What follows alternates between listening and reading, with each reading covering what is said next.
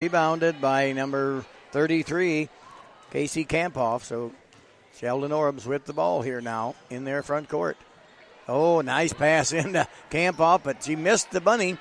So here comes the George Little Rock Mustangs again. Berg with the ball. Passes over to Lemkill. A shot by Hansman, but off the back of the rim. Here comes Sheldon Orbs. Now it's Cassidy Bart, top of the key to Bryn Goff. Goff driving out left corner. Now the pass underneath. The turnaround jumper up and soft touch from Emily Meyer, I believe, 45. That's her first bucket. Emily Meyer, turnaround jumper, lands it into the basket. Yep. So Mustangs now in their front court here now. Kaylee Gherkin with the ball. Now over to Winona. Oh, ball tipped away by number 13, I believe that was. Bryn Groff. She got her hand on it, but it will belong to the Mustangs. So Berg with the ball now. Passes over to Lemkill. Over to the far left corner with Winona. Boy, good meeting of the pass yes. there. Three-pointer by Lemkill. No good. Off the back of the rim. Rebounded. Now we're going to get a foul on Gherkin. Long rebound, and Sheldon going to hit her out for the other end, and Gherkin stepped in front of her and picked up a blocking foul. So we have 4 fouls on the George Little Rock Mustangs and 2 on Sheldon Orbs so far in this here quarter. 3:14 to go, 5-6. Sheldon ahead by 1. Cassidy Bart and Bryn Goff playing catch. Goff makes a drive underneath. Nice little move for Bryn Goff. Yep. And a great feed from Cassidy Bart underneath Groff for the basket. There's an easy steal. And taken away again. So the Mustangs back. Gherkin going to go to the free throw line, put a little jump shot up, but no, Winona gets the rebound. Athletic rebound for yes. Winona. Now Gherkin in the free throw line. Nice pass over to Winona. Winona puts it up but got fouled. So Winona will be at the line to shoot, too. I think that foul could be on 40. It's on 33. Is it? I'm pretty sure he said, yep, 33. Oh, wow, I was a surprise. Yeah. Because Emily Meyer was sure surprised that she was being called for a foul, and she wasn't. Winona's free throw's up and good. Nice shot there by Winona. 6-8 here now, our score. Sheldon ahead by 2. Winona at the line to get it within 1 maybe if she can make this free throw. And no, she stepped across the line, the referee said, before the ball hit the rim. So no bucket there on that one. We're 6-8. So number 23, Kampoff checking back in for Sheldon.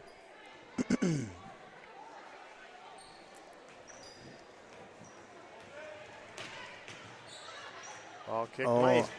No, but big. Got a steal on that possession, and a nice heads-up play from Mackenzie Berg. Throws it off of Kampoff's leg. She was stuck deep in the corner, and heads-up play from Mackenzie. Yep. Mackenzie Berg bringing the ball across the midcourt line. Passed over to Lemkill. Now inside to Winona. Jill Nightingale's in the game. Pass over to Winona in the far corner. Pass inside to Jill Nightingale. Pass it back out. Ball taken away by Sheldon Orbs. Mackenzie Wagner. Oh, a nice defensive play by Winona. Pocketed. Winona came out of nowhere to knock that ball out of bounds. Very quick girl, that Winona. Always getting in the mix of it. There's a pass. Oh, and a zag when you should have zagged. Yep. Cassidy Bart was making a break for the basket. That's a turnover on Sheldon. So we got a Sheldon girl wanting to check in here. Number 51, Van Meteren. Anna Van Meteren. Meteren, rather. 5'10" sophomore, wears number 51. Yep. Mustangs can tie it here or go ahead with a 3-point play. Yep. Mackenzie Berg with the ball at the top of the circle. Passes over to Lemkill. Now cross court. 3-pointer up there by Gherkin, but no good. Nice rebound by Berg. Berg was in the right place to get that rebound and cradled her in. Now passed into Jill Nightingale. Jill Nightingale gets tied up. We have a jump ball, and that should go to the Sheldon Orbs in their favor.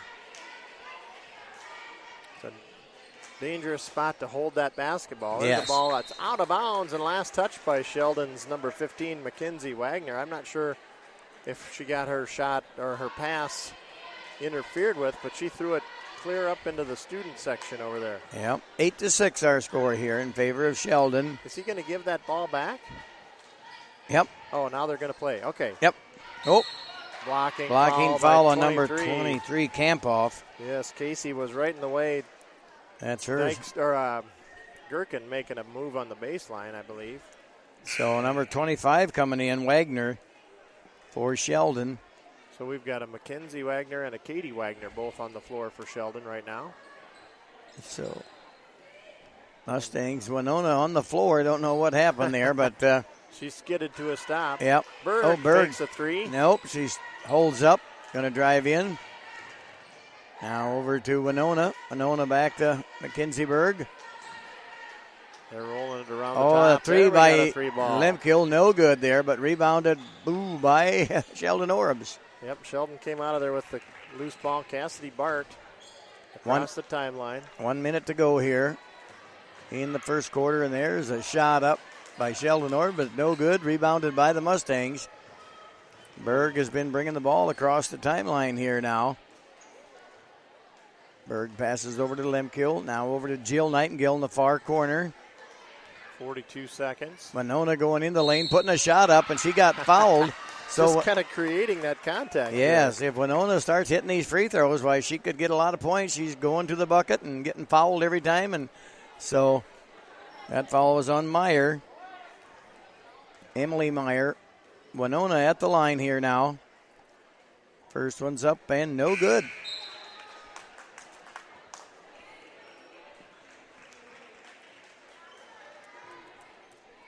Free throws are a big part of the game here.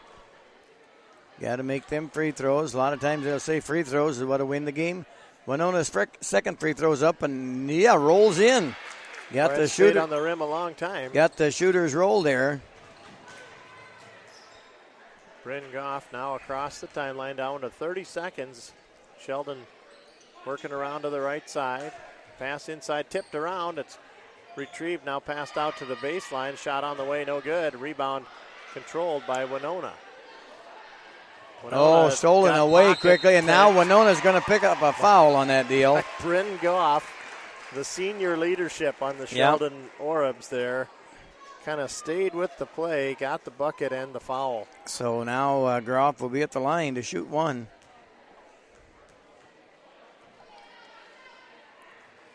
Yeah, no good on the free throw there. I've got Groff with 7 points so far. Jill Nightingale with the ball. Almost lost the handle, but tipped. They got to shoot here now. Lemkill taking a three. Yes. As time expires. Yep, as the clock went to 0. Why Mariah Lemkill puts in a three. High arching shot, and that ties our score after one. 10-10. Wow. Yes. Talk about an even matchup here.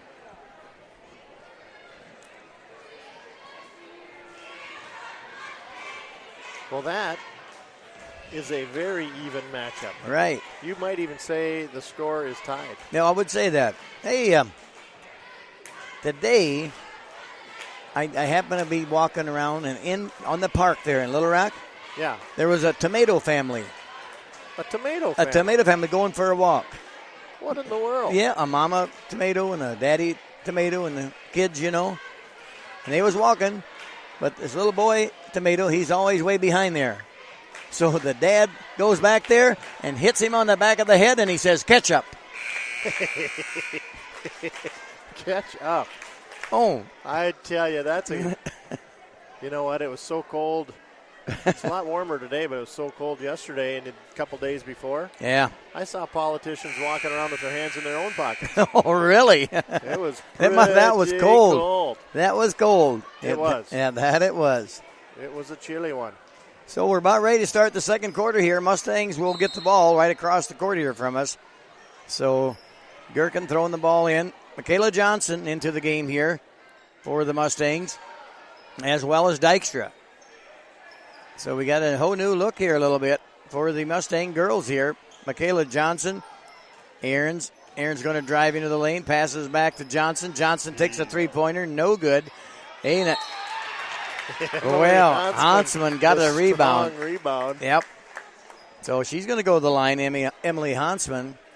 That foul's on 45, Emily Meyer. That's her second foul.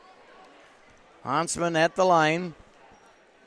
Shooting two. First one's up and good there for a nice shot there by Emily. Good.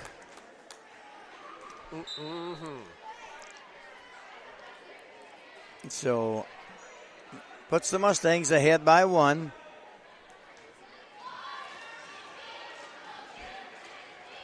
And Emily's second shot is up and good as well there. Good shooting from the free throw line. Yeah, Emily Hansen with 6 points so far tonight. We're in the second. Oh, there's going to be a foul on Dykstra. 14. Yeah, they're calling that pretty close. Yep, Courtney Dykstra there. To make sure that contact is recognized, and that is Courtney's first foul. Yep, 12-10. Mustangs in the lead. Three-pointer off the way and and for number good. 11. Then Chelsea? Ellsberg, yeah. Three-pointer there, so they'll put the Sheldon Orbs ahead by one, 13-12. That almost went off the glass, Yes, it did. It did. It was a bank shot right off the glass. That shot was up by Dykstra, but no good. Good move to the baseline from Courtney. That was a security savings bank at home shot right there. A bank shot. Yes. That was a bank shot. Ball stolen away. Oh, but then good hustle from Kayla Gherkin. Tipped the ball away from Taylor Weber and then knocked it right out of bounds. It'll be Van Allsburg inbounding. Now Weber, three ball on the way. No good there. Rebounded by Ahrens. Ahrens going to bring the ball across the timeline here. Pulls up, back over to Michaela Johnson. Now over to Courtney Dykstra. Dykstra passes back to Ahrens on the far right side. Dykstra in the corner. Michaela Johnson at the top of the circle. Now the ball's on the left-hand side. Dykstra moves over here. Flashes through the lane. Now Dykstra with the ball passes into Ahrens. A nice pass in there to Hansman. No good, though, the shot. Yep, good defense that time. We got Mallory McQueen collecting the rebound. Where's number 53 for Sheldon? So here's Bryn Groff, Van Allsburg, Weber.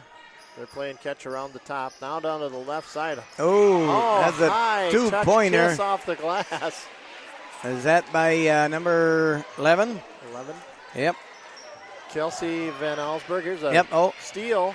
Knocked out of bounds by Gherkin. Yep, Gherkin played some good defense there. That would have been 2 points, but Gherkin stopped that ball from her going in for a layup there. Gherkin coming out of the game. Who do we get in? Lemkill back in. Lemkill is in. Yep. Michaela Johnson.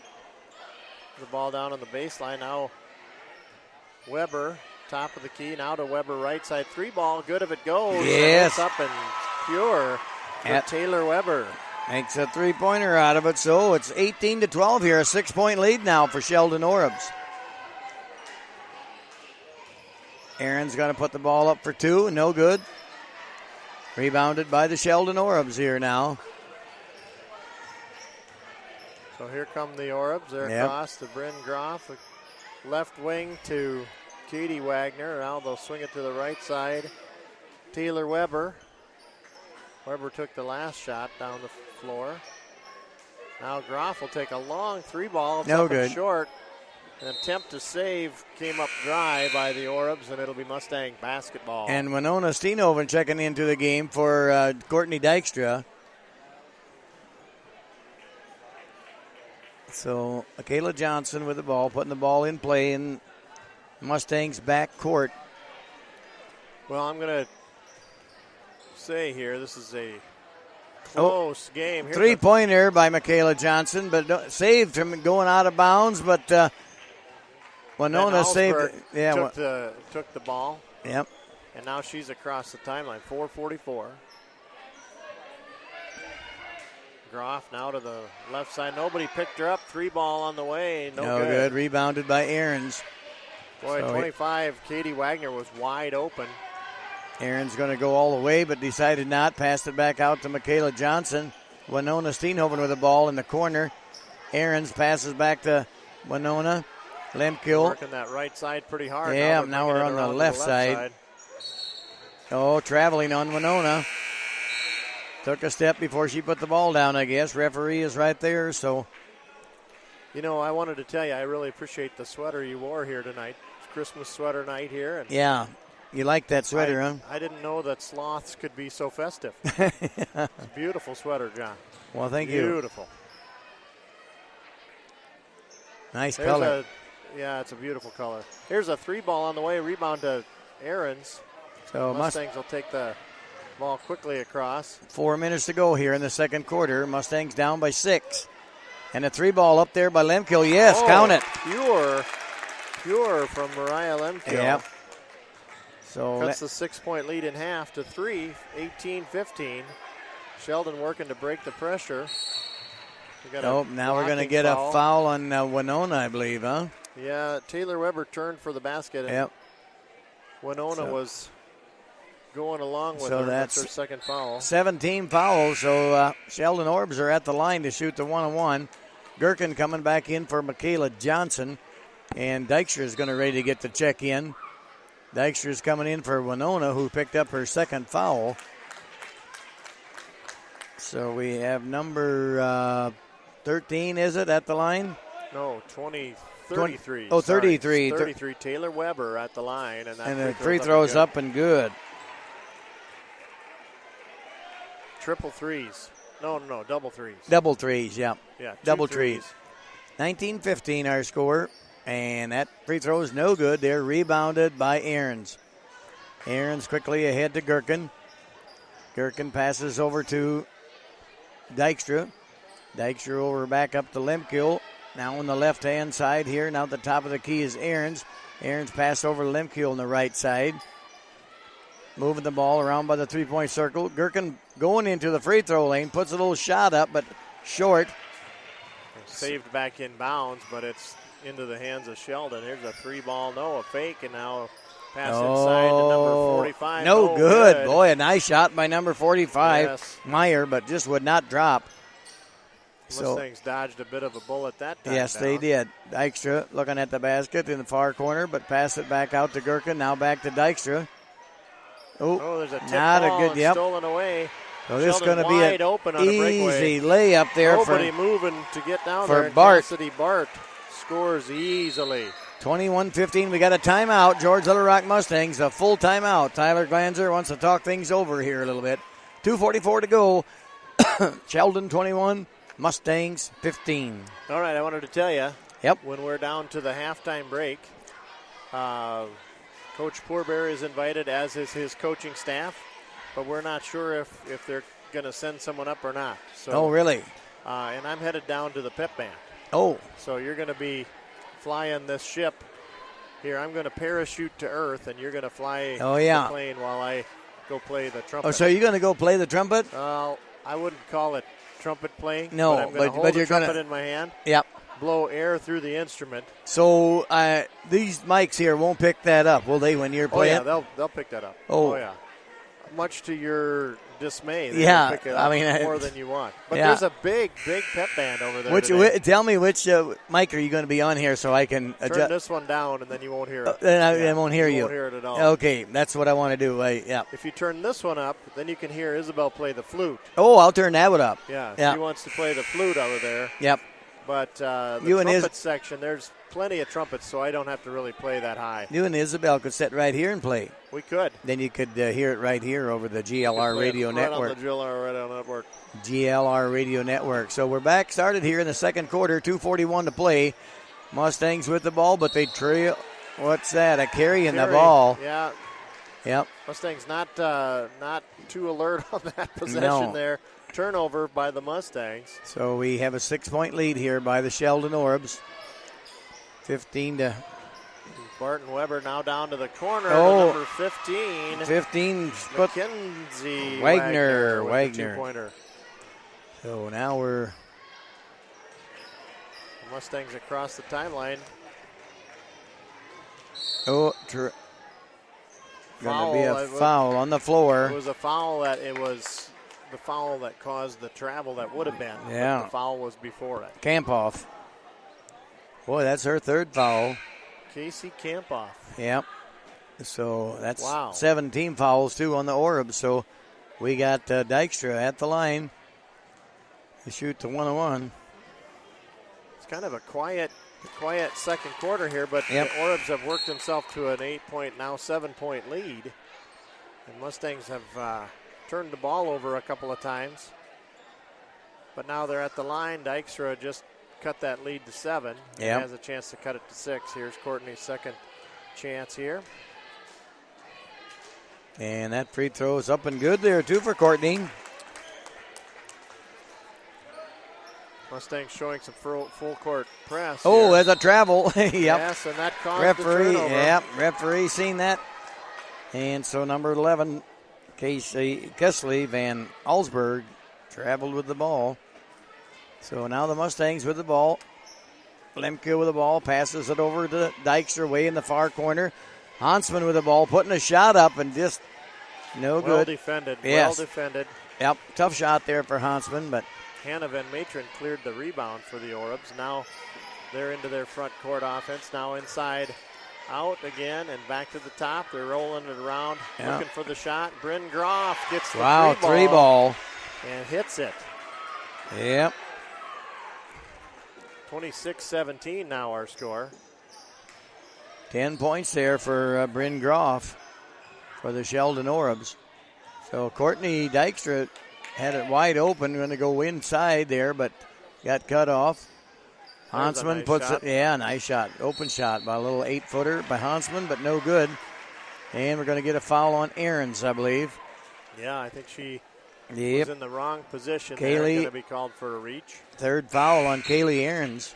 So Mackenzie Berg checking in for Kaylee Ahrens. And number 51, Van Metrin is going to shoot free throws here. First one is up. Hits the first one. Hannah squeaked that first one up and in. 17-27 now. We got a 10-point lead for Sheldon Orbs. Just a very quiet quarter, but they've worked themselves into a 10-point lead. And no good there on the Mustangs nearly lost that rebound, but they got it now. Yep. Quickly ahead. Oh, they're going to be nice catch by Emily Hansman. Yep. That foul is going to be on 5-1. 51. 51 with the foul. Yep. Hannah Van Metron. So that's 18 fouls I've got in total. That shot's up and good from Emily. Emily Hansman. Shooting well from the line here tonight. I don't think Emily missed a free throw yet tonight. I've got her 3 for 3, so do you. Emily, second free throw's up and good as well there, so she got 4 free throws made here. 8 points there for Emily Hansman so far in this game. 19-27. 8-point lead here. There's a shot quickly on the way. That's no good. That three-pointer. And Dykstra collects the backside rebound. Quickly ahead. Gherkin going to go in all the way. Oh, we're going to have a charging foul on Gherkin. Yeah, Hannah Van Matron stood her ground. Yes, she did.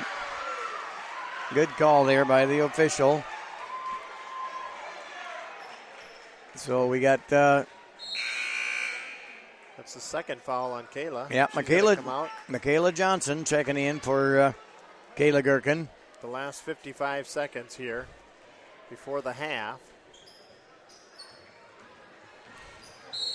Hannah drives it all the way in. A foul before the shot was Dykstra. away. I believe that'll be on Dykstra. Yes, it is. And it was a tough assignment. That was a good foul from Courtney.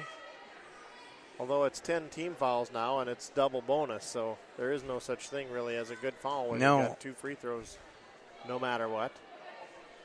Hannah's free throw up and good. Hannah Van Matron with 2 made free throws thus far. 28-19 now in favor of the Sheldon Orbs. And the second one is up and good as well. So we're back to a 10-point lead there for Sheldon. 29-19 our score. 45 seconds to go in the first half. Dykstra with the ball move. Nice. Oh, travel by Dykstra. Yep. I don't know what happened here. There we go. I was tied up with my cord.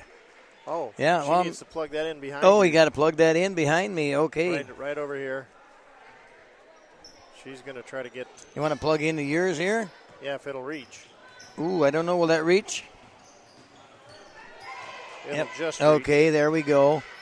Just if you're living right. Hey, a traveling call on. Yep, on number 51 is Van Metrine. How are we doing now? You plugged in? Good. Okay. Squared away. So Mustangs with 23 seconds will try to get a shot here. Michaela Johnson throws it quickly ahead to Hansman. Hansman over to Berg. Berg. And, shot got blocked. Dykstra was going to take a two-pointer, but shot got tipped or blocked away, and Sheldon come away with it. And now Berg gets a steal. Nice steal by Berg. And that's the end of 16 minutes of play. Halftime here, 29-19. Well, John, I'm going to leave it in your capable hands and go play some trumpet. Okay, then. We're going to be listening over here, so do a good job. I'll see if I can get Mr. Rang to come join you and talk about what's happening in Genius Week coming up. Okay, so you have no advertising or anything here now tonight? You'll have to do it all, man. Okay, sounds good. So, now before we get somebody up here in the booth, I just want to thank a few people for sponsoring the GLR Radio Network. And some of them folks couldn't stand the cold weather. Didn't like it over here in Iowa, the snow and everything. And so they head down to Mesa, Arizona. And, they won't even stick around here in the cold weather. So I got a new visitor up here who's going to talk to me. So go ahead and put the headphones on. And anyway, you never know who they got up here to talk to me. But anyway, we want to thank Jason and Kim TeHark and Brad and Danelle Nagel and Klaus and Diane Nagel, Joan Leadones, Robert and Sean Driesen, Gary and Viney Kruger. And they're the ones in Mesa, Little Rock Community Foods and Judy Shuck, Galen and Deb TeHark, Arlen and Rosalie Aaron's, Corner Service out of Little Rock, and Skinny's Construction out of Sheldon. We want to thank those sponsors, and if you see those folks, tell them thanks a lot for bringing GLR Radio if you like listening to us. So we got a new guy that's had never been up in the booth here, and I don't know how they talked him into coming, and it's Brian Leuenberger. So you can hear me okay, Brian? Okay, I don't hear you now. Can you hear me now? There you go. Okay, we got you on the air. So you're the boys' JV coach and also the assistant coach for the varsity. So the JV game was, you got down by 10 points at one time, and kind of got ahead there, and the last little bit kind of lost out on it a little bit. So yeah, we dug ourselves a hole there for a little bit. I don't know if their size bothered us there for a bit, but once we ramped up the pressure on defense a little bit, got us back into it, and we had plenty of opportunities. We had about 4 straight possessions there at the end of the game where it was either we were up by 1, down by 1, or down by 3, where we just couldn't knock down a shot. Then we forced a shot here or there and stuff. It's a learning experience for our guys. It was good for them to come back and battle back. But you really stepped up the defense when you was down by 10 points there and made the Sheldon turn the ball over a lot, and you got right back in the game there. Yeah, we kind of challenged our guys right there. We were down 1 at half, and then 2 minutes into the third quarter, we were down by 10. So we kind of challenged our guys to ramp it up a little bit. We changed our lineup a little bit, went to more of a quicker lineup that I thought could guard a little better, and that helped us out a lot. But we had shots at the end of the game, just didn't fall for whatever reason. Yep. So anyway, this is last game for 2016. We got off till 2017. Of course, I'm sure you'll be busy yet after Christmas in the practice here in the gym. And probably the first game is January 2nd for the varsity. But anyway, we're going to talk about tonight. The Sheldon boys are in town. So what about the Sheldon boys? I don't know what their record is. Maybe you and Mr. Poorbear. 6-1. 6-1 and 4-1 in the conference, I think. So we're looking for a really good game here tonight with the George Little Rock Mustang boys and the Sheldon boys. So, yeah. Every night is a battle, and we expect this to be a battle too tonight. Sheldon's got a really good starting 5. They got a couple bench guys, but they got They got 2 kids about 6'5", 6'6", that go down low, and they have a really good guard in Jaden Clyde Hesselink, and the Murley kid will be able to shoot it a little bit, and the Wagner kid's a good role player. Yep. So we're going to have to be ready to go. It's a big night for us, big game for us. We already have 2 conference losses. Everybody else has 1. I don't believe there's anybody undefeated in the conference anymore. So if we can get tonight, give Sheldon that second conference loss, and then we'll see what happens when we come out of break. But we're pretty happy with where we are with the boys. We got a good win last week Tuesday at Boyden Hall. Anytime we go over there and get a win. But we still feel like we haven't really clicked totally yet. They're still learning some of the ways that coach wants to do things. Yep. And stuff. But they're a good group of kids. They work hard. I don't think you'll find a group. I don't think you'll see them get outworked any night. No, that's right. Yeah. So they're just fun to coach, and I've been with them for a while now, so it's kind of fun to watch those guys that you had on freshman JV really take that next step on varsity. Yep. And that's what we're doing. Our kids are having an opportunity, they're playing together and having fun. So. Yep, I know every night when we watch the boys play, why Craig and me just really enjoy watching the boys play. They look like they're having fun out there. They maybe lost a game like to Rock Valley, which they could have easily won, and we can make West Lyon game, we felt like we let go a little bit. There's another one, but so like I said, they got to adjust to maybe new coaching, deal and everything, but seems like the boys are having fun and they're adjusting well. So, after the first year, the whole new deal get going here, and all those teams you talked to about that we lost to, they're class 2A too. You got to remember that. That's right. It's going to help us in the long run, even if we lose a game there too. But we want to get down to that state tournament and have a chance down there, and we won't have to worry about the 2A schools. And no, that's right. During the playoffs. So we're just gonna try to get better each week, each game, and keep playing hard. Hopefully we stay healthy. Jaden's a tough loss. Torn ACL for the year. Is that what it is? Torn ACL. Oh, I never heard. Yep, he'll have surgery here in mid-January. So. So he'll be done for the year. Yep, that'll no be done, good. But we did get Brennan Clausen to come back. And, okay. He'll start up playing games after Christmas for us. Okay. So that will be another good part for us. Good for Brennan to come back on the team, and the guys welcome back with open arms. So that'll be another good thing for us. And, that's good. Yeah, we're just really excited for our guys. We got, like I said, we got a good group of guys. And, when you bring guys in off the bench, you really don't notice too much difference. You got more than 5 players out there this year. I'll tell you that. Yeah, we're happy with our depth, and that's a credit to our whole program. Freshmen through JVs, varsity, whoever we put out there, we expect them to do a job, and those guys do it well. Yep. And they practice hard every day, but they're very coachable and they're fun to be around. And we're going to work hard and see what happens tonight. Yep. They got the alumni band playing here tonight, the pep band. So I was going to say it sounds a little louder than it normally does. So there's a couple extra people in there. Yeah, so a lot of those that graduated before are playing in the band here tonight, and so Craig Johnson went over there, and I wished I had a microphone right on his horn. I'd like to turn him off because but they sounded good. It sounded good. Yeah. Hopefully the girls hit some shots here. Yes, the girls have just kind of cooled down here a little bit. They was right in the game. It tied up at first quarter break, 10-10, and now it's 29-19. But our girls can come back and we hopefully win a game here now. So we got to make them free throws. Our girls did miss quite a few little free throws. I think it was Emily Hansman. I think she's perfect from the line.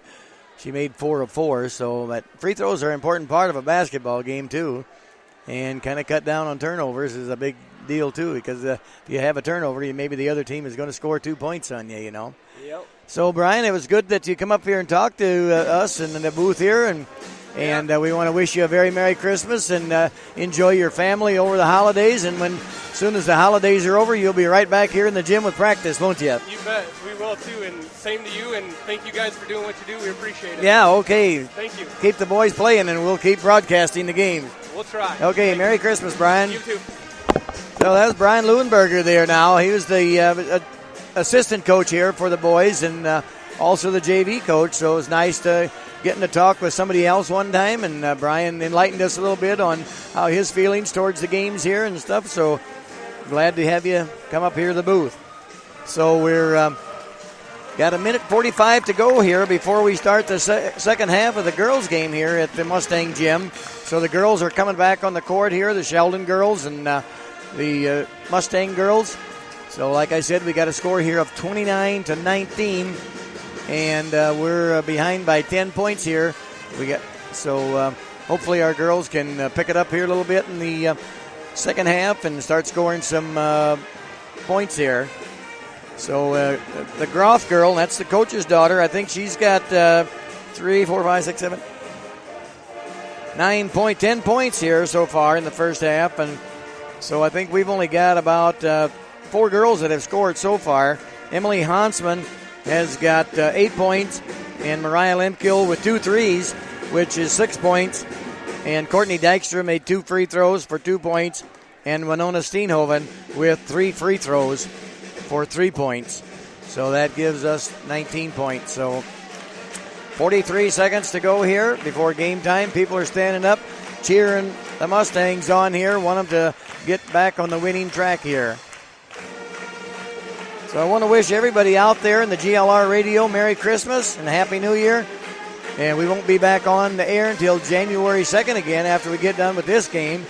And I just do not know where that game is or where it is right now, but January 2nd, we'll be back on. What's that? Oh, yeah, okay. Yep, somebody just pointed out somebody to me sitting across there, and yep, see him over there, Jerry Hoyer. So are you running the cube here? Are you running the cube? Are you running the cube? Yeah, okay. So we got a girl over here. She's got you on the cube, so you can watch on the cube, too, if you want to on the computer. Yep, sounds good. So, well, the alumni band was, along with the high school band. They made a lot of noise here tonight, so they was really going to it here now, and thank the alumni band for playing there. So we're back here live at the ball game with the Sheldon Orbs controlling the ball here in the second half here. So number 13 is Groff girl. Groff at the top of the key. Passes it off over there to number 25, Wagner. And a shot up by 53. No good. Rebounded by, that was number 23, Kampoff. Kampoff puts her in for 2 points. So Mustangs now with the ball. Quickly ahead. Now Ahrens with the ball. Winona with the ball. Passes back out to Ahrens. And now stolen away by the Sheldon Orbs. And Groff with the ball. Groff holding it up. Passes over to number 11 is Osberg. Number 25 driving in the lane. Wagner, but got cut off there. And good defense there and a shot up by Groff, but no good. So Lemkill comes away with the rebound. Oh, and a travel on Lemkill. I don't know. She stopped and must have just shuffled her feet a little bit. So the ball, that's a turnover. Ball will go over to the Sheldon Orbs here now. 19-31. Is our score. So who hit that first bucket for Sheldon? Let's see. Was it? It's a 2-pointer. Yep, 2-pointer. Oh, it was here, Wagner. You got Wagner down, or is it Kampoff? Well, let's just. I think it was Wagner. Okay. Yep. Katie Wagner. Yep, that's who it was. Mallory McQueen into the lineup for Sheldon. If I sound winded. The band sounded good. You sound winded. Well, you really blew that horn. I couldn't hardly talk here in the GLR. It was so loud from over there. But, no, it really sounded good.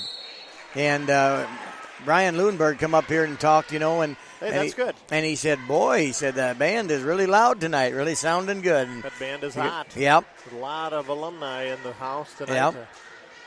Yep. Play for alumni pep band night. Kids are home from college and stuff, and even there's some old men that go and play in it. Old people. Yep, right. So anyway, here we are back, and Mustangs got the ball. Who was that oldest guy right in the front over there? Good grief. I don't know who that one was. Hang up the horn, buddy. Yeah, right. Hang it up. Bryn Groff now to Mallory McQueen. Over to Casey Kampoff. Oh, a nice steal there by Winona. Winona going to go all the way, put her up, and yes, count 2 for Winona. That's Winona's first bucket. She's got 5 points for the night, though. 3 made free throws. Mustangs putting on a lot of pressure now. Finally, Sheldon gets the ball across into their front court. Groff passes over to number 23. Puts a three-pointer up. No good. Campoff. Rebounded by Winona.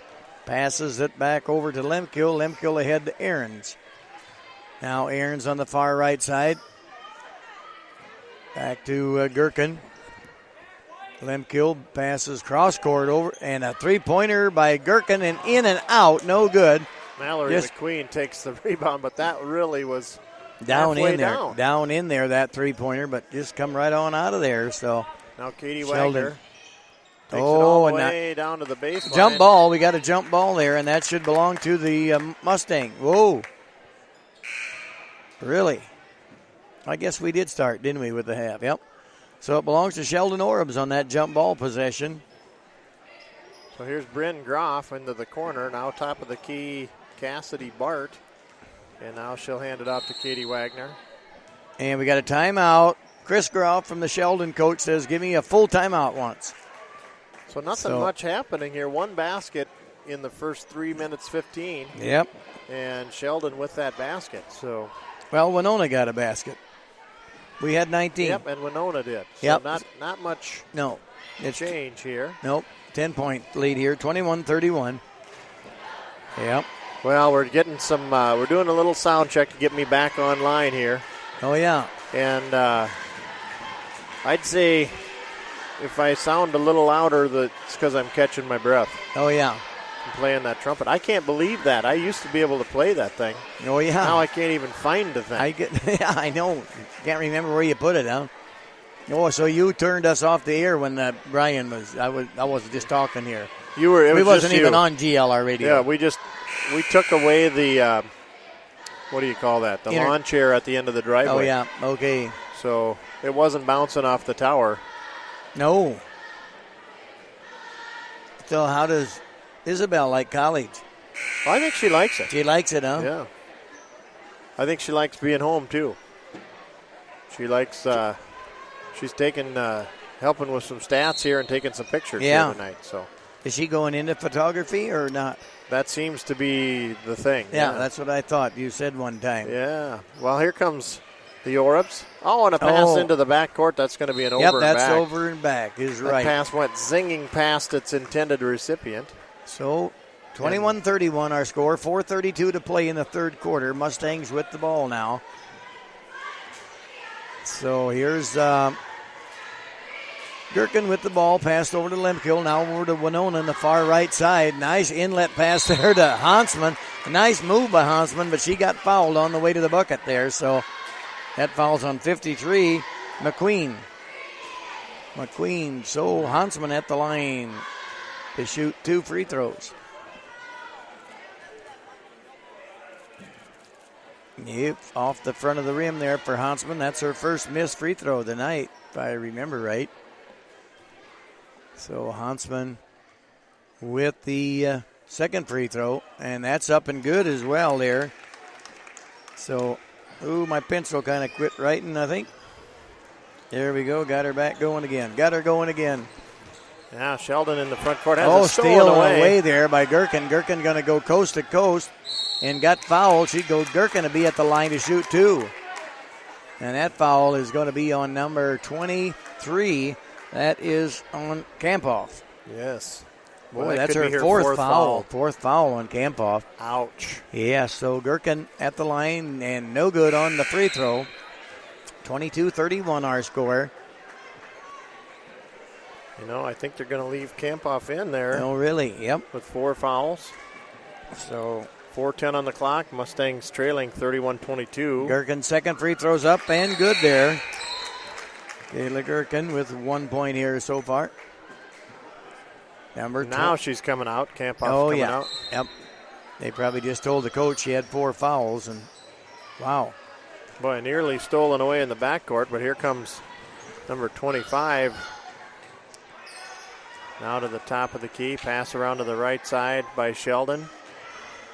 Sheldon's number 31, Cassidy Bart, lost the handle right in front of her coach, and the coach is saying, slow things down, gals. Yeah, he's standing up there, and he's holding his hands in the slow it down position. Slow it down, girls. We got a lead. We got to take care of the ball, Chris Groff says.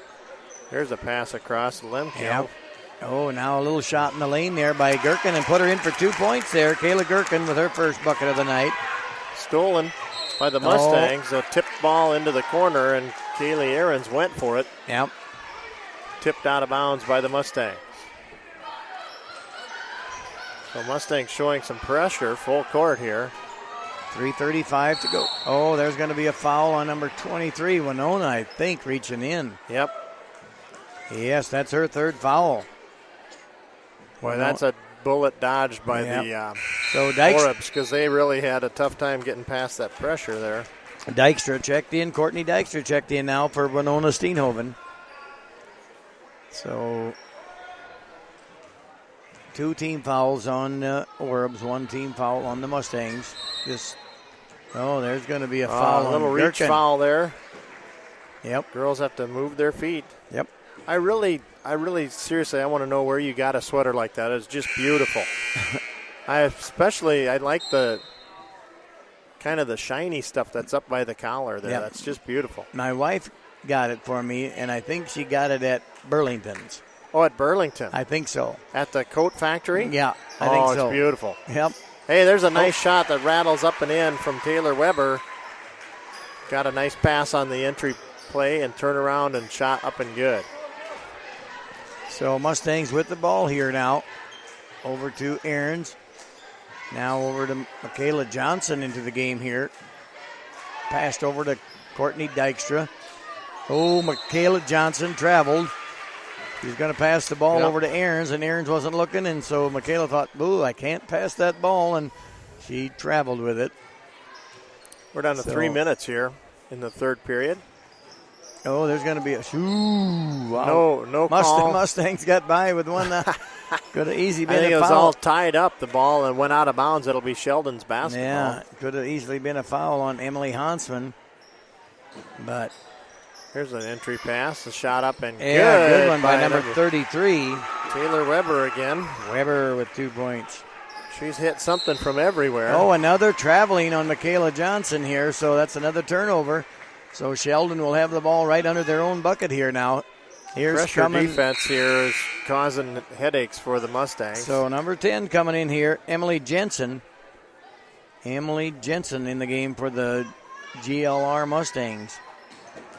Nice pass. Oh, entry pass to Emily Meyer. Meyer that was with 2. Now Dykstra going to take it up against Meyer. Yes, shot up off Dykstra the glass, no good. Rebounded by number 45, Meyer. And now Sheldon working across there the could have timeline. Dodged a bullet, did the Yeah, Mustangs dodged there. a bullet again.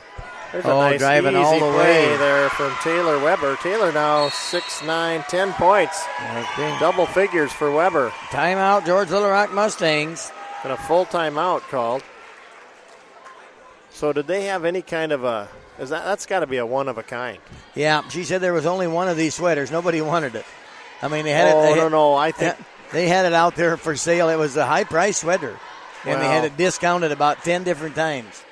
So it was one of them with 10 different stickers on it? 10 different stickers. Oh. And my wife, she come in and said, you know what?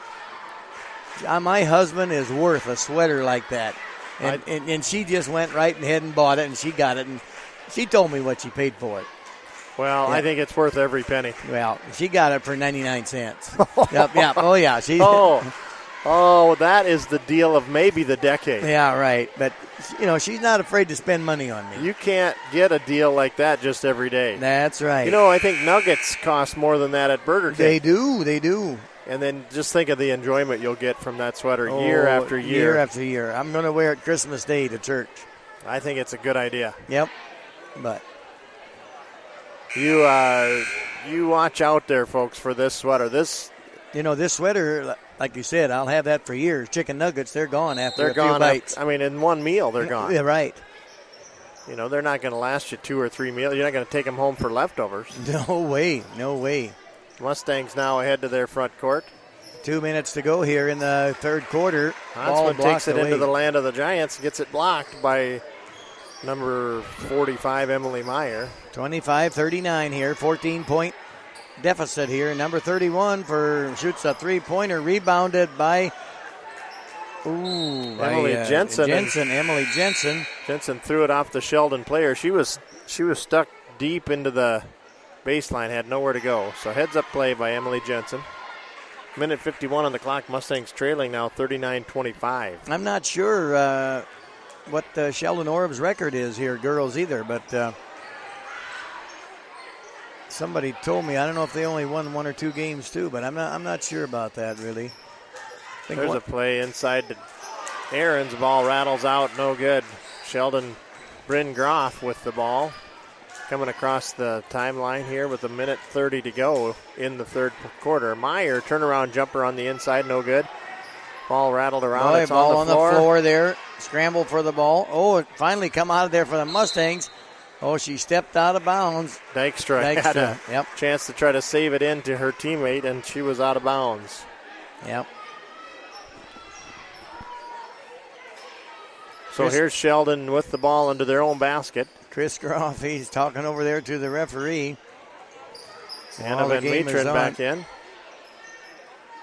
think he's talking to him about the Seattle Seahawks game that was on. He didn't. No, what he said was, boy, don't that guy up there have a nice sweater? Well, I thought that was what he said, but I was trying to make it sports related. Yeah, I know it. No, he's looking at my sweater.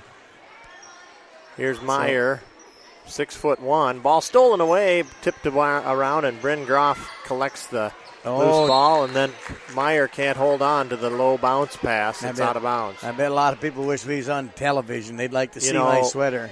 If you, well, I will say that is a sweater for radio. Yeah, it's beautiful. Yeah, it is one kind of for radio. There's a play inside to Aaron. She's going to take puts it her inside. Back up and got fouled, so Aaron's will go to the line to shoot 2. That foul is going to be on Sheldon girl, number 45. Yeah, Meyer. That's her third foul. Tried to just go straight up, but the contact on the body gets the foul whistled. So Kaylee Aaron's at the line to shoot 2. First free throws up and no good. There comes Mackenzie Berg into the game for, the shooter for Kaylee Aaron's. And that free throw's up and no good either for Kaylee Aaron. So Mackenzie Berg did not get a chance to check in. So here comes the Orbs across the timeline. Now Bryn Groff with 30 seconds left in this period. Sheldon with a 39-25 lead. They've expanded their lead by 4 points over the halftime score. We'll go down to the corner. Meyer will drive it baseline. Fouled on the way to the basket by a Mustang player. I think maybe Hansman. Yes, Emily. It is. You're right. Emily's first foul, according to my unofficial tally. So Berg coming in the game now for Kaylee Aarons. There's a pass into Meyer. 45, no good. Rebounded by Dykstra. Dykstra quickly ahead to, there's a nice play from Dykstra, three-pointer. So she got it up ahead to Jensen. Jensen turned around, fed her the ball with time to catch and shoot, and Dykstra hits a nice three-pointer to end the third period. 28-39. That'd be 11-point deficit here. Look at this shot here. Look at that shot. Oh, yeah. Yep. Wow, that's a good catch, Isabel. Yep. We'll have those out on the Facebook page later. Yep. So 28. Good shooting, Tex. 28-39 here is our score after 3 quarters of play. So, really warmed up today. I think it was 38 degrees. Oh, it felt crazy warm. Yeah, like summer. I mean, I wouldn't even go to Arizona.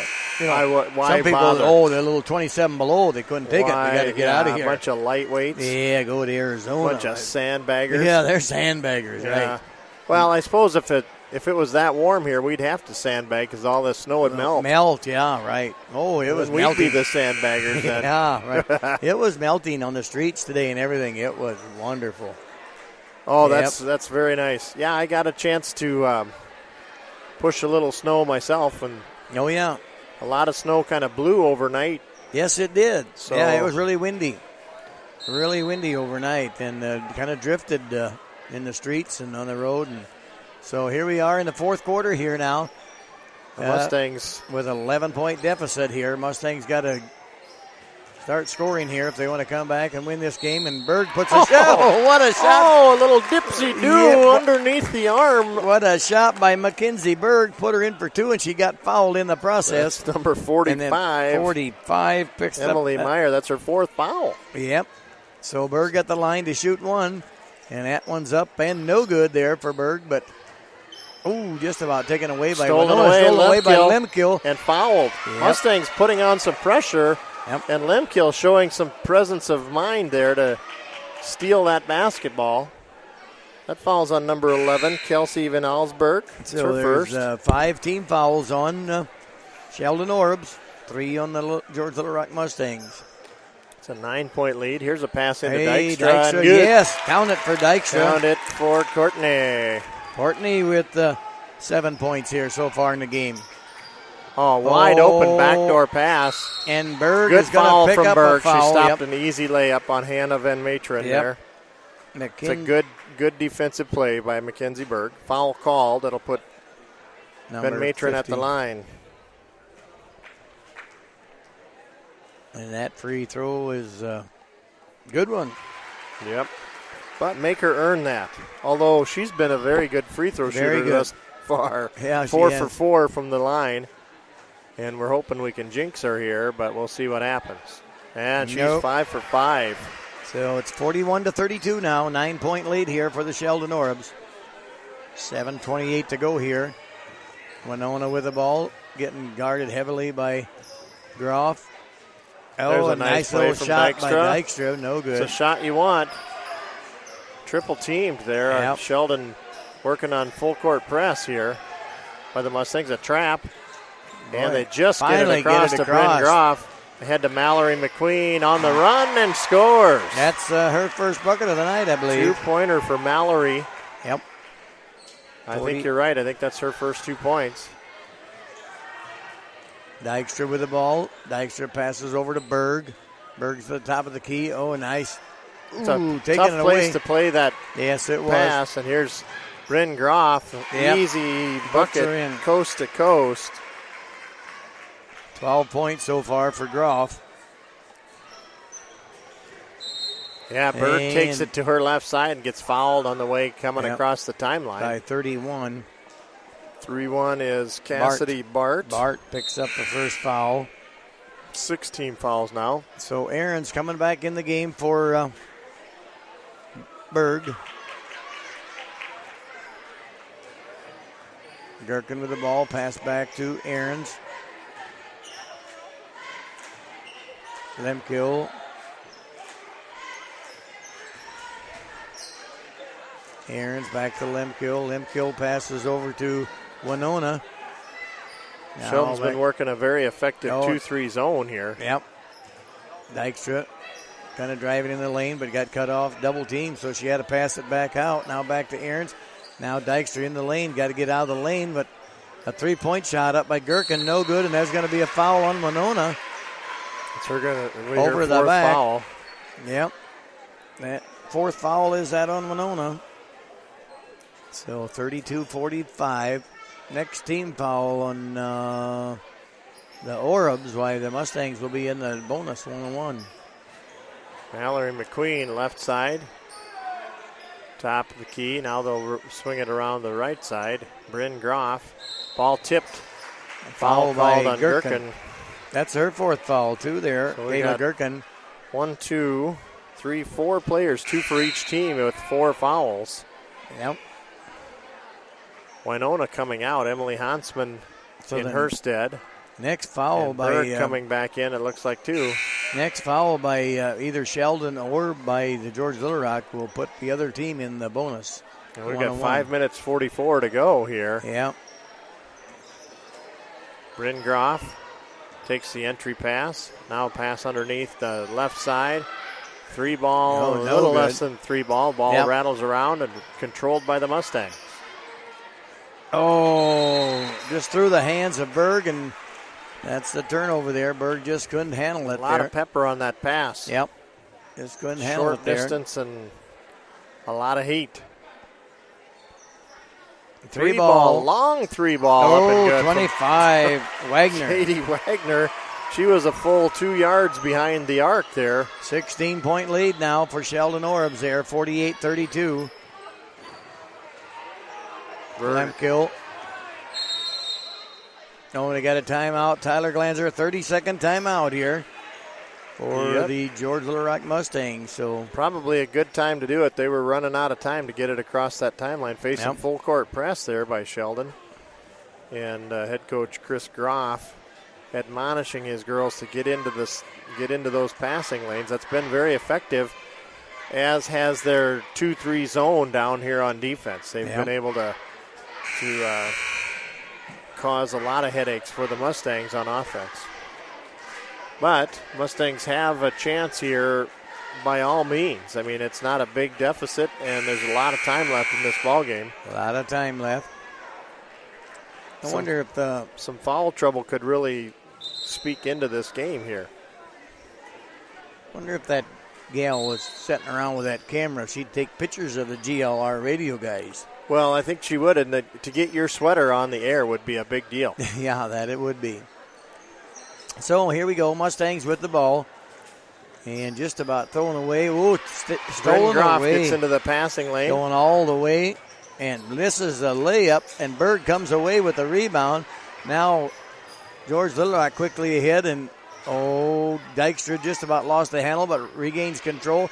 Nice pass in there to Hansman's shot rattles no out. Good. Boy, a lot of attempts there. Yep. Coming up dry for the Mustangs.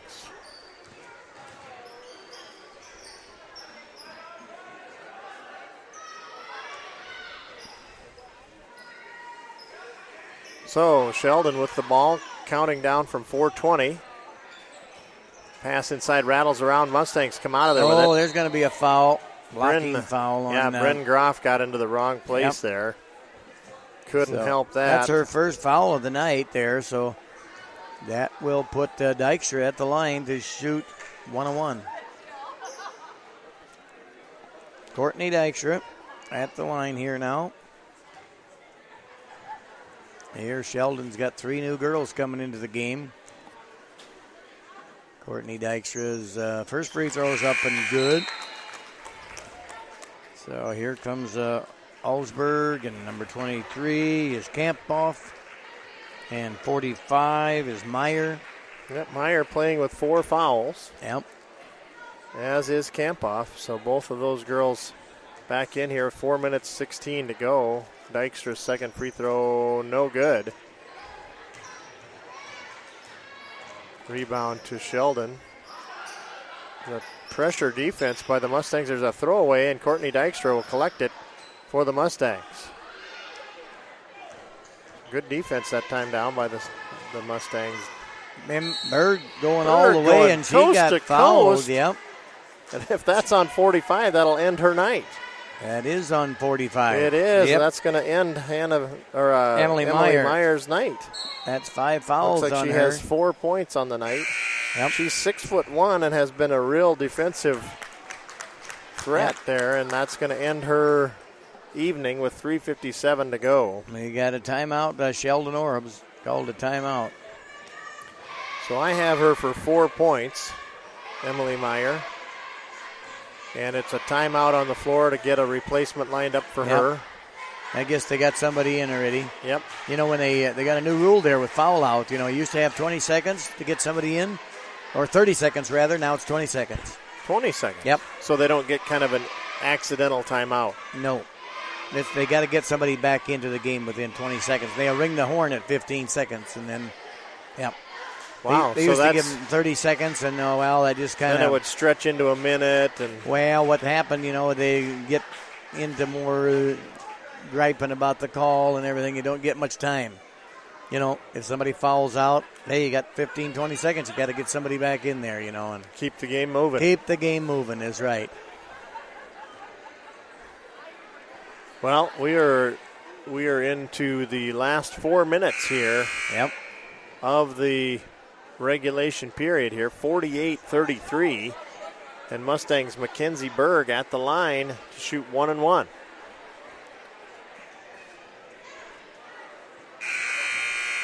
So it sounds like, according to Brian, that the boys' game is going to be kind of an exciting game here as far as pretty evenly matched, too, again. And you never know what can happen in Siouxland Conference.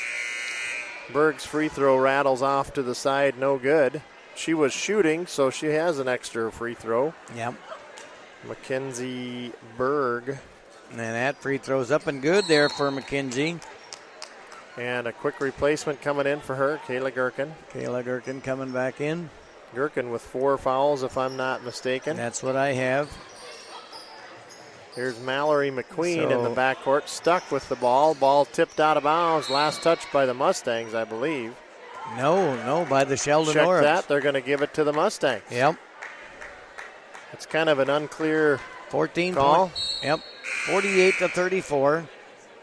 Here comes Groff in, as well as Bart, right? Yep. 33. Is it 33? 33. No, you're right. 31. It's Bart. Yep. Here's a play to Aarons, a 3-ball up, No good. Rebounded there by Winona over. Oh, just a nice little shot by Winona, but too hard. And now Mallory McQueen just stood and held the ball, and she's pretty tall, so she got fouled. That foul is. That'll take her to the other end of the court. Gherkin fouled out, I believe. That's 5 fouls on Kayla Gherkin. So Berg will come in for Kayla Gherkin. Yep. So Kayla Gherkin fouled out 3 here. 3 points, I believe. With 2 3 points. You're right. Yep. So 53 at the line here now. That's McQueen. And now they've got another substitution, which gives McQueen time to catch her breath, get to the free throw line, and the free throw's on its way.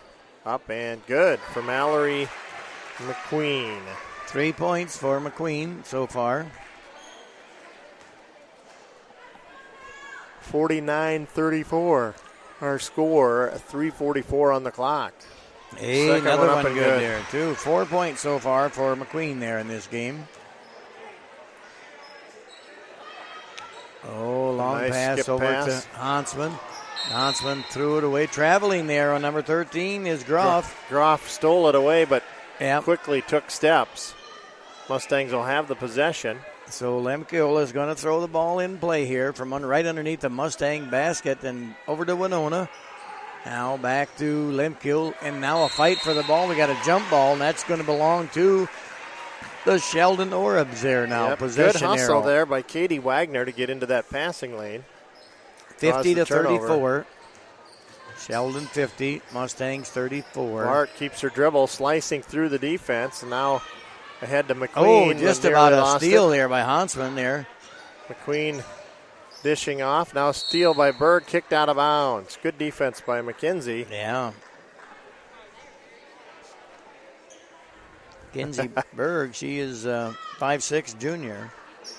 Here's the entry pass. Ball tipped, stolen away. Lemkill's got it. Going across the timeline, she has to pick up her dribble.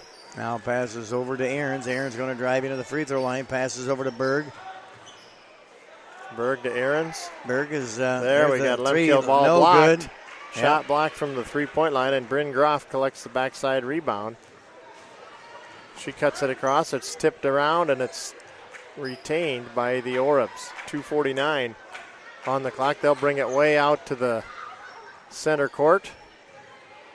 Groff with a give and go. Nice play to number 23. 23 is Kampoff. Kampoff. A nice play underneath the basket, and the bucket's good.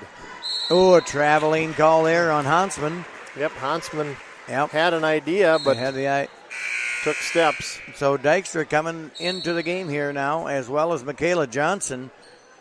And we have a full timeout to the George Little Rock Mustangs. 2:30 to go, 2 minutes, 30 seconds all right, here. Isabel, 52-34. get that camera here and get a picture of John's Christmas sweater here. Make sure you get the frilly part up by the... Yeah, she's going to have to switch. She's got a really zoom lens on. Oh, yeah. So she's got to She'll have switch to put it up. that other lens in that's got a... I'll just hold this one for you for a sec. Yeah. Got a full timeout, so we got about 60 seconds, Isabel. No pressure. I'll pretend this is a coffee cup. Yeah, pretend you're drinking coffee. Make sure you get the frilly, shiny sweater, part on the sweater. There. There, you got it? Oh, perfect. Oh, man, that perfect. looks nice. That's perfect. We want to show those folks that beautiful Christmas sweater. You got a nice red shirt on, but my sweater's nicer than that. Oh, by far. Yep. By far. So 52-34 here. 2.5 minutes to go here in the game here. So you got a nice camera there. She's doing a good job. Yeah. All right, folks, we're back to live action. 2:30 on the clock. Mustangs trailing 52-34. Kind of a hill to climb now. They've got to make some stops and some quick plays. I think it's ball nearly stolen, but retained by Bart. Bart is across the timeline. Another swipe at it from Ahrens. A third time around. Now Bart will pass it to the right side. They'll reset top of the key. Flashing through the middle. The ball's rattled around. Aaron's Aaron's going to be foul. Aaron is just kind of frustrated there a little bit. Hounding her counterpart, and is going to be whistled for her fourth foul. Fourth foul here now. So that puts Cassidy Bart at the line to shoot a 1-on-1. Up and no good there for Cassidy. Rebounded by Winona. Winona going to go coast to coast. Oh, traveling on Winona. She stopped where she stopped, but got to have a one jump step shot. too late. 34-52. So here's the entry pass. Quickly ahead to Bart. Bart driving to the left side and going to wait for her teammates to help give her some relief from this defense by the Mustangs. Bart driving to the right side. Mallory McQueen, nice pass underneath. So turnaround up and off the glass and good for number 23. Again, Casey Kampoff, nice basket underneath. Good feed by Mallory McQueen. Here's Winona driving her all the way. Oh, yes. And count it for Winona. 2 points there. Good solid move to the basket from Winona. And that foul is on number 23 on Kampoff. And that's her fifth foul as well. She's got 4 points and 5 fouls. Yep. So Winona's at the line to shoot one free throw. The Mustangs put in Maddie Ryder, Michaela Johnson, and McKenna Ahrens from the looks of it, Emily Johnson. And then Winona is at the line. So Orub's fouled out 2 girls already. Mustangs 1. Free throws no good by Winona. Rebounded by Ryder. They're going to have a jump ball there. Ryder got the rebound, but she got tied up quickly, so we got a jump ball belonging to the Mustangs. Jill Nightingale into the lineup. As well as Johnson, Michaela Johnson. There's a pass inside. I think that Nightingale will be at the line to shoot 2. Or 1-on-1, rather. 1-on-1. 3-3. That is the 10th team foul, so it's Taylor Weber. 10th. Okay. So Jill Nightingale will be at the line to shoot 2. Last minute 33 here on the clock, folks. 54-36. That's a good one. Cuts the lead by 1. Sheldon has just sort of very slowly and very methodically just kept creeping ahead, haven't they? They've just worked their... Nightingale's second free throw is no good. Never going to get a foul on Ryder. Yeah, I think Maddie reached over the top there. Yep. So we got number 51. That's Van Matron. Got a 30-second timeout. Sheldon coach goes right out to the free throw line and calls his team to there, and using this as a teachable moment here for his crew. Mm-hmm. So an observation that was made to my right is, man, are they orange? Yes, they are. The Orub fellows are waiting by the door to come in and get their warm-up started. Yep, they got the nice warm-ups on there, orange and black, and a lot of orange on them. Those are great big, are those singlets or what are those? Are they 2-part uniforms, you think? No, there was one part. Just one, like kind of those footy pajama kind of things. Yeah. They got those from Pajamagram. Yep. No, I'm just kidding. They look very sharp. Yeah, they do. I don't want to insinuate that they don't look very sharp. They do look really good. They look very good. Here comes Hannah Van Matron's free throw up and good. Van Matron is 6 for 6 from the line. I don't think she's made a field goal yet as far as I got. Just free throws there. 5'10 sophomore. Here, we finally got her. Yep, we finally got her. She missed one. And the ball tipped out of bounds. Last touch by the Mustangs from the looks of it. The rebound got 55-37. rattled around, and Sheldon will have it underneath their own basket. Bryn Groff takes it. Now they'll ring it around to the front. And top of the key. Now we're down to 1:25. So, yeah, Sheldon is not interested in shooting the ball unless they get just an excellent shot. The Ryder's going to pick up a foul.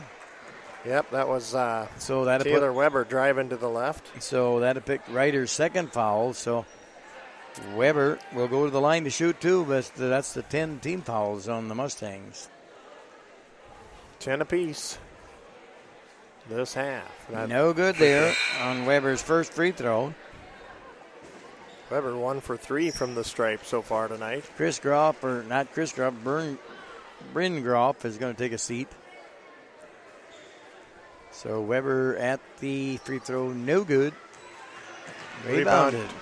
Collected by Sheldon's number 25, Katie Wagner. And now Wagner on the side ball swiped that. And Jill Nightingale is going to pick up a foul, I believe. That might be Emily Jensen. Jill Nightingale. You're right. Jill, how did you see that? Man, have you got eyes like an eagle and a sweater like Santa Claus? Yep, pretty nice. I didn't know. Well, I'll wait for this free throw here. That one's up and no good from number 25, Katie Wagner. I did not know that a sloth wearing a Santa hat would be such a festive sweater. Oh, yeah. Pretty nice. I got a lot of compliments, even from Spencer. And that second one's up and good from Katie Wagner. We're down to a minute to go here in the ball game. 19-point lead here for McKenna Ahrens. Takes it, has the ball swiped away. And here's number 15, Mackenzie Wagner, into the lineup. Timeout. Oh, timeout. He wants to get some girls in. He's going to bring in all of his youngest players that haven't seen action here tonight. Maybe Ustra. And who else did we bring in here? 21. No, it's 21 is Anessa Shoo. Yep. Schoo. 45 seconds now. Sheldon driving baseline and a foul committed. Oh, on McKenna Ahrens. 3. McKenna Ahrens. Whistled for that one. 2 free throws for Mackenzie Wagner.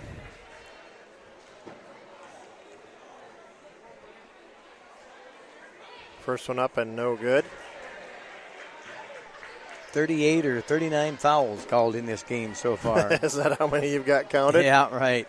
That's quite a few. That it is. And second one good for Katie Wagner. Or Mackenzie Wagner, my fault. Mackenzie, right. Number 15, Mackenzie got one of those 2 free throws. 30 seconds now. McKenna has it tipped away. Maddie Ryder collects with the ball. Now Michaela Johnson with a 3, no good. Ball taken away there. It looks like a jump ball first, but taken away by the Sheldon Orbs. So here comes the Orbs, 17 seconds to go.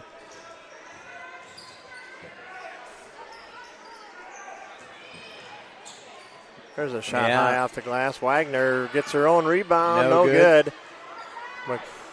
Hannah Van Matron and now Michaela Johnson comes away with no good. That shot won't count if it goes. So we wound up here 57-37 in favor of the Mustangs. So that's a 20-point win there for the Sheldon Orbs. It is. Well, you can see that the pep band's getting ready to go, so I'm going to leave it in your capable hands again, Oh, sir. you got to play in the pep band again? Yeah, well, they're going. Really? Look at them go. Oh, wow, look at it. They're like carpenter ants over there getting this thing ready. That it is. So I'm going to leave it in your hands. You can work out the Pizza Ranch Impact Player and all of that stuff if you want, or we can do that when we reconvene a little bit later. Yep, okay. Thank you, sir. So are you sending up anybody to talk to me, or don't know, huh? Somebody. No, really? I'll send Rang over to talk. So after the girls game here, 57-37 there now. Kayla Gherkin wound up. She fouled out of the game, but wound up with 3 points. Emily Hansman had 5, 6, 7, 8, 9 points. And Mariah Limkul with 6 points. And we have Courtney Dykstra had 5, 6, 7, 8, 9 points. Mackenzie Berg with 3 points. And Jill Nightingale with 1 made free throw. And Winona Steenhoven with 4, 5, 6, 7 points. So that's the way it wound up here for them. And the Bern Groff wound up with 3, 4, 5, 6, 8, 9, 10, 11, 12 points there for Bern Groff. Hey, I'm glad you can count. Yeah, count there. Whoa, I got a new guy coming in here. I don't know who this is going to come and talk to me. Is that Dr. Ring? Yeah, they don't let me on the radio anymore. No way. Well, some of the stuff, the way we've heard about you, you can't be on the radio. We send you over the TV station. Yeah, yes, that's because I'm so pretty. That's right. Then they can see all your nice Christmas clothes you got on and everything. And so they got the alumni band playing here tonight. And oh, man, yeah, right. So it really sounded good, I thought, in the halftime of the girls. They did. Yep. So, well, it was a tough game here for the girls again, wasn't it? A 20-point loss. And I don't know, I guess Sheldon, I don't think, have won too many games either myself, as I know. You know, it was one of those games where, you know, it was ours to have if we put out the effort and stuff, and we just kept stubbing our toes. Yeah, you know, the first quarter was 10-10, you know, and so I thought, hey, we're going to wind up with a pretty good game here, and you know, who knows, close game anyway, and makes it interesting that way. So, but anyway, the boys' game, and the boys are out here now. We got about 15 minutes before game time here, and that should be a good game, I think. Our boys have been playing well, and they're fun to watch, aren't they? Oh, God, and I tell you, it's great improvement. Yep. Game after game, they're getting a little bit better. And they're going to meet a challenge tonight before Christmas. They take this one home, it'll be a great Christmas present. Yeah, that's for sure. So I don't know too much about that. I don't even know much about basketball, you know, but they got Genius Week or something coming up. Yeah, Could you kind of tell us about that? Well, first of all, let's go with your first comment. Yeah. Don't know much about basketball, but it's because you had those stripes on. Well, that's what everybody tells me. I don't know anything about basketball. Yeah. With them stripes. You guys just like the sound of a whistle. Yeah, that's right. Oh, yeah, sure. And I like to tick. I like what I do mostly like to do is tick the coaches off. Exactly. Yeah, there used to be a coach from Okoboji, and boy, I like to get under his skin, boy. And I just sit there going, John. I spell your name even right. Oh yeah, yes. I bet you didn't even go to sleep at night when you got home after the game. All you seen was me in my striped shirts. Exactly. And I always ask, where's your glasses? Yeah, right. You never had your glasses? I never had them then, but I wear them now. But it hasn't helped me yet, has it? It was good times. It was good times, and I had good times repping, and I still like to do a little of this freshman JV stuff, and so I have fun at it. And a referee never gets every call right. Oh, isn't that right? Yep, and a coach never coaches everything right game. No. And so it's just that we have fun doing the game. That's right. And that's why we're here tonight, because we like basketball. That's right. Everybody here, and it's always fun. But we got Genius Week coming up. When is that? It is January 4th to January 9th. Oh, when school starts, you mean right away? After we get back from school. The day they get back, they're working on their Genius Week projects, and it's really Genius Week is an opportunity for kids to explore their passions, to solve problems and issues in the world. So it's really kind of a neat opportunity for our kids. They've all proposed problems already that they're going to solve. Some of them are working on civic issues. We've got one group that's looking at a ice skating rink that's supposed to be near the school here, but they're exploring how to get that filled and up and running. So we have some winter activities for people. We have another group that's looking at other uses for a lawnmower other than chopping up grass. Oh, really? Yeah. I know one use for a lawnmower that they used years ago when they used to shell ear corn. Yeah. And anyway, the rats would come out of the crib, and then they'd start the lawnmower, and the rats would go under there and it would kill them. Rat killer. Now, I'm not going to tell them that one. No, because then they'll figure that. Yeah, they'll listen on the GLR radio, and they'll get that idea that way. Well, maybe. we got another group that's, a couple of basketball players are great hunters and stuff, and they want to do something for the environment, so they're looking at geese nesting habits, and they're going to build some modern nests for them to keep critters out and stuff. So I think, there's a wide variety of stuff that's going on. We've got a group that is exploring the IRS. Oh, really? Do we really have to pay our taxes is their question. And so they're going to Sioux Falls to the IRS. They're going to interview them. No kidding. They're exploring the tax laws right now.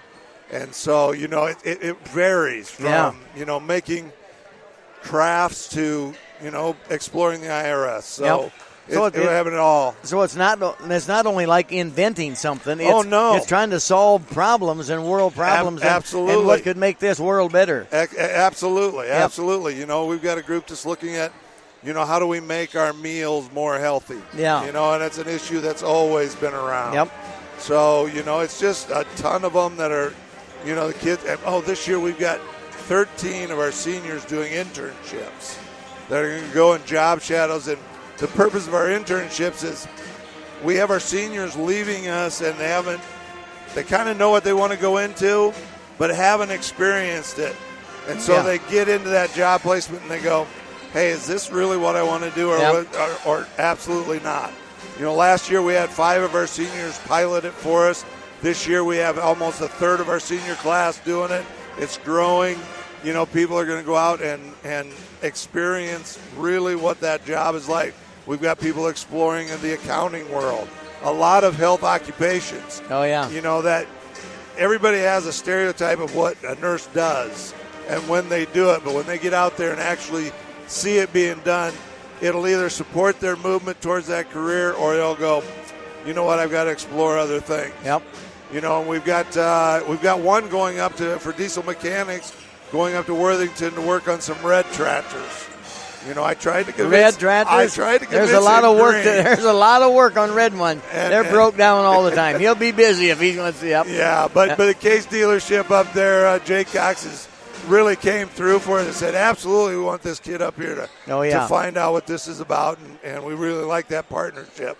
So we've developed a lot of friendships and partnerships all over, and these internships are looking to be great things. When you talk about this Genius Week, I don't know who started that in here. Did you? Yeah, we started it 3 years. 3 years ago. ago. Noble and I were talking about it, and we kind of put a group together, and they said, hey, let's just go for it and see what it's going to be like, and it's really developed into something great. You see, what it seems like to me is the DECA program.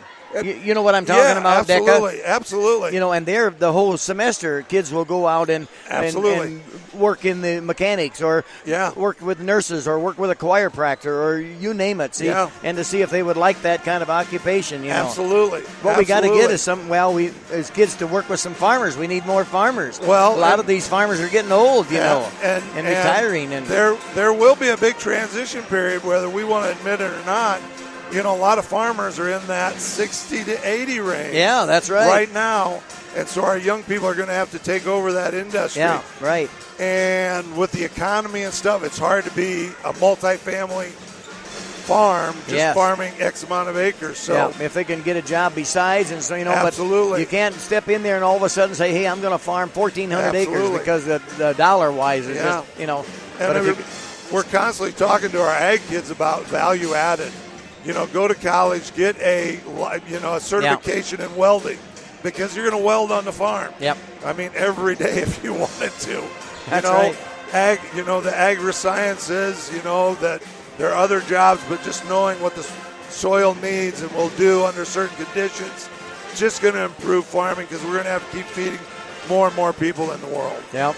Somebody told me the best way to get into farming is go to college first and be a principal in a school. And then within a few years, you're so rich you can keep farming. I don't know if there's something to that or what, but you have any ideas on that? Yeah, when I retire, I'm going to be a farmer. I'll tell you that. Oh, yeah. And it'll be a lot easier than doing 2 jobs at once. Yeah, but, right. So, everybody has multiple passions. And that's right. The land is one of them, and teaching is another one. Yep. So I've been lucky enough to be able to do them both here for the last few years. But that's right. I tell you, it's a changing world, and our kids are going to have to be able to change quickly with it. That's very true. And that's with me. I've had a lot of different occupations. I've worked out for people. I'm an auctioneer. Yeah. I ref basketball and then softball and baseball I did. And so I've done a number of other things, and it just makes life interesting. And you get to meet people and know a lot of people, and that's what you're happy. I'm happy. Yeah. Happy. And there's a lot of jobs I would not be happy No, with. that's right. I don't know if I could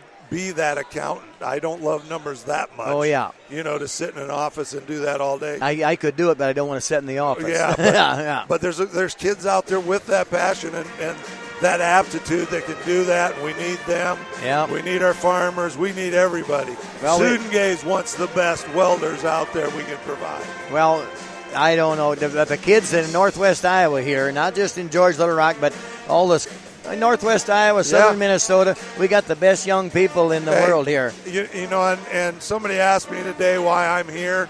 Exactly that. We've got great families. We've got great kids. Yep. And our values are right. That's right. We have great values, and the kids live up to our expectations. There's not that sense of entitlement. They're talking about this generation going through that is an entitled generation. Here at George, and I'm sure our neighboring schools too, they're just not that sense of entitlement. They want to work for what they get, and they know the expectations, and they want to live up to them. So I'm very proud of George Little Rock and proud to be here. Yeah, well, we're glad to have you here too. You're doing a good job here, and like we're getting back to that. If young people of ours would go out to Colorado or go to California, they say, "Hey, where are you from?" Well, I grew up in Northwest Iowa or something. You got the job. Yeah. You got the job. They know they're workers. They know their work ethic is good, And my daughter did that. She graduated from UNI, moved to Los Angeles without a job. Yep. Applied for a job. Where are you from? Northwest Iowa. Had the job. Boom, had a job. Yep. So that it is true. Absolutely. Yep. And people talk about looking for innovators, and that's what Genius Week helps our kids problem solve, communicate, and be creative. So we don't have the DECA program here at the George Little Rock. No, and the last DECA program I knew is we started one in Okoboji. Geez, that was 14, 15 years ago. Oh, yeah. Same type of thing to get kids out and realize, what jobs were really like. So they weren't making that mistake because college even then was expensive, and you couldn't go 2 years, change your major, and spend 4 more years there. And now with the cost of a college education, kids have to know going in, hey, I really want to explore this. Yep. Not that they can't change, but we want to try to cut down on that margin of error a little bit. So we're getting about 3.5 minutes, 3:45 here before game time here. The Sheldon Orbs here in town, so should be a really good game. Be exciting. Yeah, it should be an exciting game, and it's been fun all year to it really has to watch these boys play basketball. So you got plans for the big Christmas holiday, or? Well, all my grandkids and stuff are going to come up. This is my Christmas. Yep. For them to be up here with me. Yep. So it's one of those things where they have relatives in California where they have to every other year go out there, and this year it's my year, and looking forward to seeing them and spending about 5 days with them. And how about you? Yeah, well, my family is all coming home. Well, some of them, I had 2 grandkids that got married this past summer, so they got other obligations now, to go to there. Absolutely. Otherwise, So, but my children will all be home, and their husbands. I had 3 girls and their husbands, and quite a few of the grandkids. Yeah. So we'll have. Santa doesn't have to ever bring me anything along as I get to see those kids. Oh, right. And stuff now that. They're all moved away and on their own and stuff. You just see them not as much. And they're all 5.5 hours away from me, so it's not like a weekend trip anymore. It's got to be a long weekend because I get old. I get tired driving down there. Right. Well, we got Cash living around here, and Jessica, isn't that's that beautiful? Yeah, right. And then the other ones live in Waverly, Iowa, so it's 4 hours. And their kids are involved in music. I mean, it's just great, And she sends us a lot of videos, and stuff. But we just can't make it to all that because, I'm kind of busy guy yet, and stuff. But we, miss out on some of those grandkids things. And the other ones up at Litchfield, Minnesota, and Yeah. Well, the granddaughter up there, she's teaching school already, her 3rd year. And, and the boy, he's going to be working in the Capitol building in St. Paul. Oh, excellent. Oh, yeah. Someday he went to political science to college. Is that right? Someday he'll run for state representative or something. Right? I asked him one time, you ever going to run for president? I can't answer that right now. Oh, wow. So I don't know. Hey, but we need somebody from the Midwest with good Midwest values. Yeah, right. To be president of the United States. Yeah, so it's hard telling, I tell you. Well, it was nice. You came up and visit with me kind of past the 15-minute time here. We got went quick. Yeah, went quick. We got a minute to go and before game time, and I suppose Johnson will be back pretty soon. Oh, yeah. So, it's hard telling what he's going to talk about. So yeah, right. I got to get the starters lined up here. So well, you have a Merry Christmas. Yeah, you have a Merry Christmas too. Yes. Yep, bet you. Enjoy your holidays. Okay, thanks for visiting with Mr. Rang. So that was Mr. Rang here, and they telling us about DECA program. So we're about 1 minute away here to start in the boys game here. The girls game is over here about 15 minutes ago. They lost by 20 points. Sheldon Orbs had 57 and George Little Rock 37. So did not pick a Pizza Ranch Impact Player of the Game here yet. Kind of wait till Craig Johnson comes back and we can talk it over and pick a Pizza Ranch Impact Player of the Game for the girls game. Got getting ready for house announcements pretty soon here for who's the starting lineups. Sheldon Orbs between the George Little Rock Mustangs. So we wish everybody out there a very Merry Christmas and hope you enjoy listening to GLR Radio Network and hope you have a good time with your family and friends during Christmas. And we'll be back January 2nd with our first game here. Craig Johnson and me, John Shook, will be back. So enjoy your time off from basketball, and we'll enjoy a little time off. I know the basketball boys and girls have to come to practice every day. So here's our lineups here now.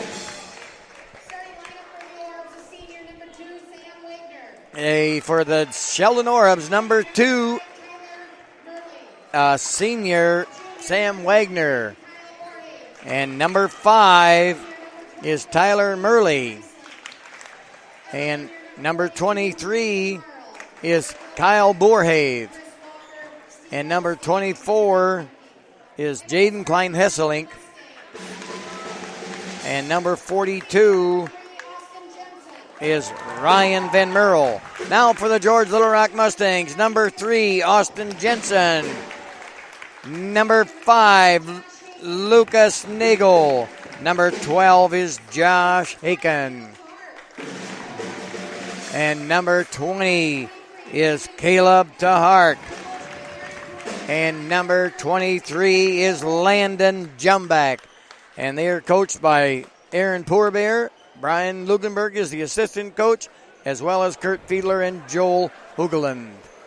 So we're about ready. Boy, did the band sound good there again. I'll tell you what, it got better with your practice. I tell you, I think I just heard that you guys did a really good job, too, during that break. So. Really? Well, they had a good time visiting. The 15 minutes went that boom, just goes that fast. like a snap of the just finger. Like a snap. So we did not pick a Pizza Ranch Impact Player of the Game for the girls yet, you know. Well, so we'll have to talk that over some more. Talk that over sometime later. So anyway, we're ready for the jump ball here. Lucas Nagel controls the ball and over to the Mustangs. Josh Haken with the ball now. Josh Haken over to Austin Jensen. Austin at the top of the circle here now. Lucas Nagel.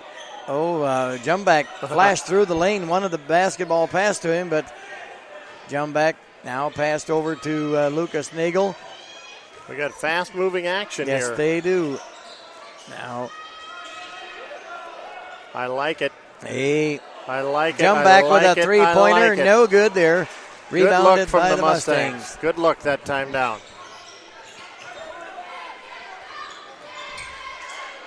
I thought that was my wife. Oh. Coming to the game yet. Okay, here we go. Sheldon Orbs with the ball. Yep, Sheldon working right to left. Now there's a play underneath. Number 42. Nice move underneath Van Merle. Ryan. Solid, strong move under there. 6'5". So Mustangs now with the ball. Lucas Nagel at the top of the circle. Over to Austin Jensen. Haken says, I'll take a two-pointer. No good. Haken called his own number to take a two-pointer, but no good. Good grief. What a move. Wow. What a defensive play by Caleb Terhark. Jensen with a rebound. Passes it quickly over to Lucas Nagel. Lucas Nagel going to drive in all the way. Puts a little floater up. And count it for Lucas Nagel. Yes. Yes, indeed. So Lucas Nagel got fouled by number 24. 24, was that's it? Jaden Klein-Hesselink. Yep, that's who whistled for the first foul of his night. So Lucas Nagel at the line to shoot free throw there and puts her in. Count the bucket and the free throw for Lucas. 3-2 our score early on here in favor of the Mustangs. Oh, number 5 puts a three-pointer in. That goes to Murley. Yep, Tyler Murley. I can't believe it, but he just hit a three. Yep. So Josh Haken now with the ball. Passes over to Austin Jensen. A nice inlet pass there to Jumback. Jumback over to Hark. Now over to Josh Haken again. Josh Haken going to reset the ball up here now, looking for somebody to get open. Josh driving all the way around. Well, that's a last touch by the Mustangs. Hayden kind of tried to get around the backboard there. And he kind of got pushed a little bit too, but nothing called. So number 34 coming into the game here now, Johnson, for the Sheldon Orbs. Devin Johnson. 6'1" senior. 5-3 our score here in favor of Sheldon. Sheldon has the ball tipped out of bounds. Yeah. Has to be last touch by the Mustangs, but they're pointing. Has to be tipped. Oh boy, he called a tip. That's right. That ball was tipped way up over the backboard. I think Tahark, I don't know if he sprained his ankle or I don't know. He's looking like he's in a little bit of pain. I didn't see what happened there with Tahark. If he fell down? I didn't see it either. Anyway, Tahark out of the game here now with a little, some kind of a pain there, whether it's a sprained ankle or a little muscle that has tightened up on him. There's a jump back with a three. No good there. That's the shot they want from him. Yep. Stolen away, and that's going to be a foul. Haken stole the ball away and then got fouled by number 42, Van Marl. Almost got that shot off. Besides, what an athletic play and the steal from Haken. Yep. So Josh Haken to be at the line to shoot two. Yeah. Van Marl with the foul, right? Haken had that. Yeah, Haken had that. Haken missed that free throw. That rattled off to the side. 5-3 our score early on. 5:23 to go in the first quarter. Yep, Mustangs trailing here by 2. Haken with a chance to cut that to 1 with this free throw. And does there. Josh Haken makes that one. 5-4. Sheldon with the ball. 5:20 to go in the first period. Here's Murley. Driving to his left. They're going to take a three-pointer there by Murley. Yes, Pop and roll for Murley. That's his second three there. Yep. 8-4 now. Off the glass from the top of the key. Murley's just a junior. Haken with the ball. Now passed over to Haken, bringing it around the top of the free throw or of the 3-point line here. Passes over to Jumback. Now back to Haken. Back to Jumback. Van Briesen in the far corner. Now Jumback got the ball. Passes over to Nagel. Nagel, nice. Got kind of taken bunched away. Up, the ball stolen away. Yeah, there. Murley's got it. Nice pass though to Austin Jensen, but got stolen away and no good. Van Briesen just about got a hold of the rebound, but here comes Nagel with it across the timeline. Nagel going to drive into the free throw lane. We're going to have a foul on number 34, right? Johnson? Devin Johnson Devin Johnson, for that? yeah. Devin Johnson whistled. I was away from the ball, so I kind of didn't see what they were looking at. But they're going to put the ball in play underneath on the baseline.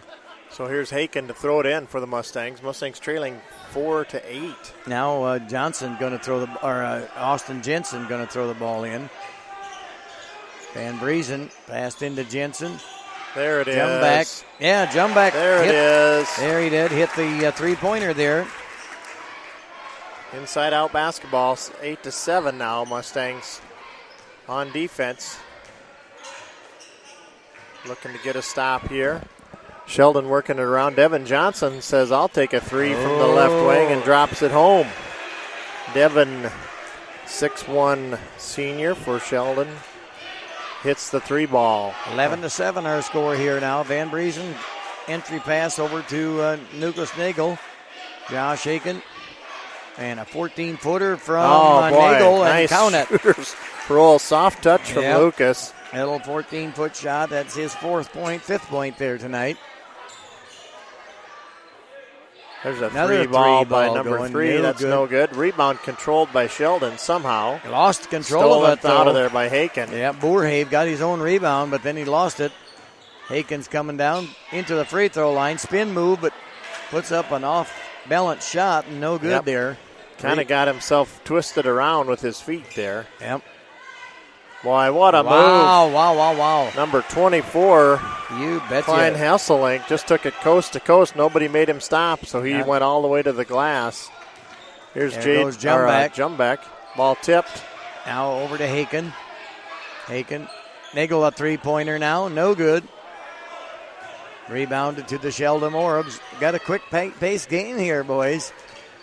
Oh, they wanted a travel call, but he got rid of the ball before he fell down, so he could have never traveled. Yep, But Devin the Johnson. crowd wanted to travel. Van Briesen over to Haken. Quickly ahead over to Nagel, and they're going to have a blocking foul on number 34. Number 34, Johnson. Devin Johnson, his second foul there. So 4 team fouls on the Sheldon Orbs and none on the Mustangs here. 2:29 to go in the first quarter. Haken coming out of the game. And Eikens into the game. Alec Eikens putting the ball in play. Jumback with a quick three-pointer in and out. No good. Oh, number 42. That's Van Marl with a bucket there. Easy bucket. Makes it 15-9. 15-9. Van Briesen with the ball here over to Jumback. Jumback passes into Lucas Nagel. Van Briesen looked at a three, but decided against it. Now Nagel with the ball at the three-point line. Passes it out to Alec Eikens. Oh, pass into Jensen, but off of Sheldon or a player, so still will belong to the Mustangs here. Alec Eikens ready to put the ball in play. Passes it into Lucas Nagel. Lucas Nagel driving the free throw line. Puts a shot up, heavily guarded, and he just missed the shot there. A little layup. Van Marl now to Murley, top of the key. No good. No good. Collected by Sheldon. Pass under to Van Marl. Stolen out of there by Eikens. Yeah, Eikens, he comes away with a loose ball there. So Haken getting ready to check back in. Jumback passes clear cross court to Eikens. Eikens on the far right side. No, that's not a travel.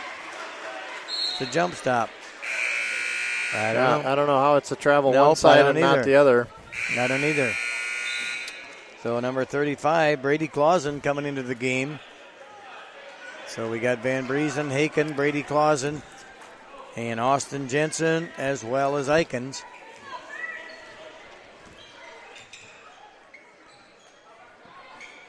Oh, and a nice entry pass over there to Sheldon Orbs, and number 10 now passed over to number 5. It's his Murley. Number Shot 23, on the way. Good. Borhave. Was that a three-pointer? Yeah, No, two-pointer. Kyle stepped on the line. Yep, two-pointer there for Borhave. 18-9. Sheldon in the lead. 54 seconds to go here in the first quarter. Van Briesen in the far right corner. Pass into, Jumback. Jumback's nice pass into Jensen. Jensen puts her in for two. That's staying with it right there. You betcha. Austin Jensen, 2 points. They got to get the ball into Austin. He's been hot the last few games, and He's tough if he gets the ball inside there. Boy, a nice rebound underneath by Ryan Van Marl. Just strong as an ox under there. Yep. Got the rebound and the putback. 20-11 our score here. 19 seconds to go in the first quarter. Eikens, nice pass into Jensen. Jensen Jensen well defended. Yes. Nice Here's shot by Murley. Jensen, but Murley looking 5 seconds. He's going to have to do something here. 2 seconds. He's going to throw it up from wow, he threw it up from Greenland. He's over there by the from about a pizza 30-footer. ranch. A 30-footer. Good grief. I think he could have reached the salad bar there at the pizza ranch from where he shot that. 20-11 here our score after 1 quarter of play in favor of the Sheldon Orums. So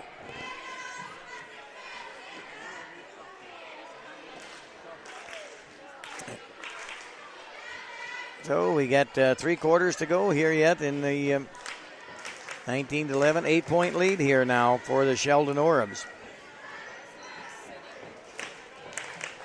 Earlier, the girls' game was 57-37, and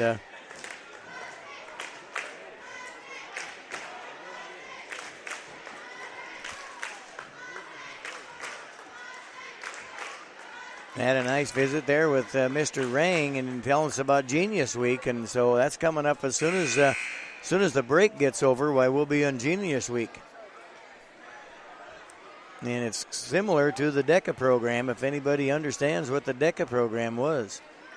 So he's kind of excited about it, and so they got kids going way to Jaycox over there at Worthington, and even some kids going to Sioux Falls to talk to the tax people there, and so it'll be interesting to find out how that all went after Genius Week is over. So we're right back here now at live action with the game. Sheldon Orums with the ball. Across from the court, starting the second quarter here, 19-11. Van Marl takes the give-and-go screen now out to Murley. 3-ball, good. Oh, boy, Murley with another 3. That's 3 made threes from Murley.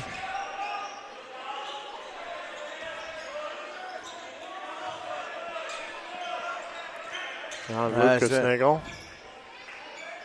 No good. Well Rebounded. defended. Just too well defended here. Yep. Now Sheldon in transition. The ball up off the rim and good. Good there. That shot in by 24, was it? Yeah, that's Klein Hesselink again. Yep. Nobody stopped him, so he kept the dribble and kept going until he got to the basket. Austin Jensen. Into the middle of the pack. Yep. Austin last touch by...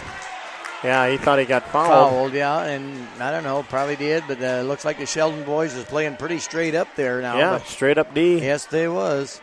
He can't run right through that. Nope. Lucas Nagel with the shot. No good. Boy, the boys' shot. Nagel coming up a little short on his shot there that time down. Murley across the timeline. Mustang boys' shots just ain't quite falling now early on. Klein Hesselink into the paint now. Boy, they get good rebounds there, and that's a shot by number 32, I believe. No, it's 42. Van Marl 42? put it back. Oh, yes, okay, 42. He's got 8 points on just pure inside the low post. Yep, he's 6'5". He's a big boy there.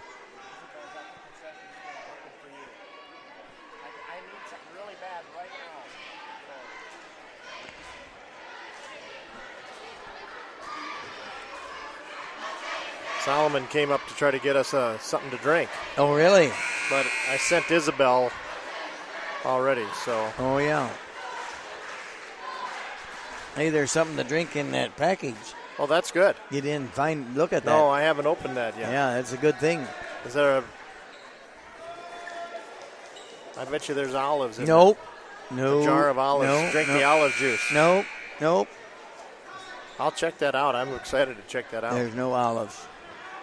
Oh, that's a shame. Hey, you remember that pizza we had? Yeah, from T, South Dakota? Yeah. Yeah. With green olives right on green olives and beef. You liked it, huh? Oh, I did. You did, huh? Didn't you ever eat that kind before? Oh, I like it. I've had it since then. Oh, you did? Because I really like it. I like it with a little onion on, too, or something. Oh, yeah. Here's a skip pass. Mushrooms are good on it, too, with the green olive. So Mustangs with the ball. Josh Haken with a three-pointer. Yes, count it. Pure for Haken. Yep. Pure. Josh Aiken called his own number 12 and says, I'll put a three-pointer in. 14-26 here now. So we got a 12-point lead here for the Thank you, Isabel. Orebs.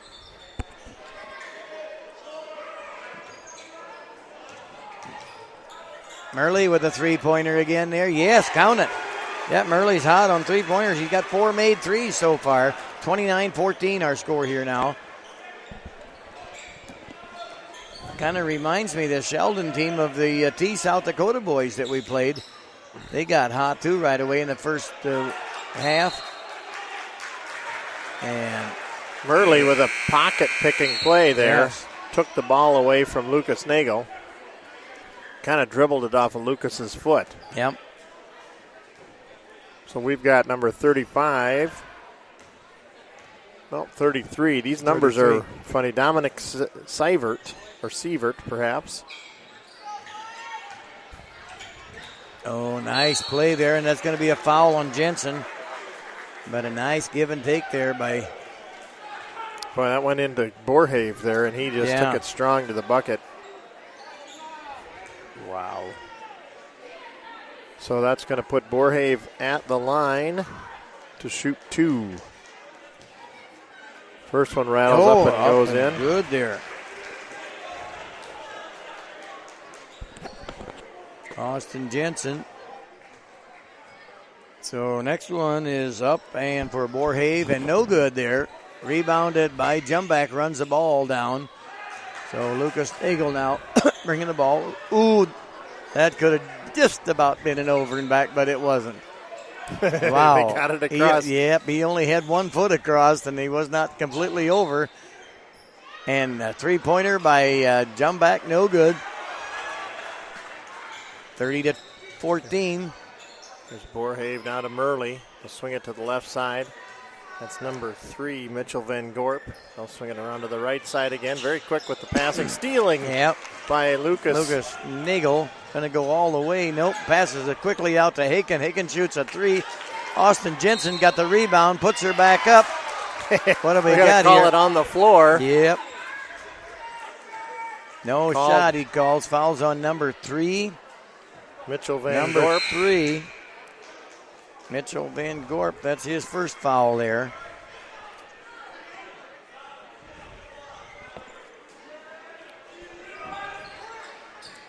Jensen powers his way in, but lost control of the ball. You can't take it in. Nope. Put it on the floor there. The Sheldon team took it away there.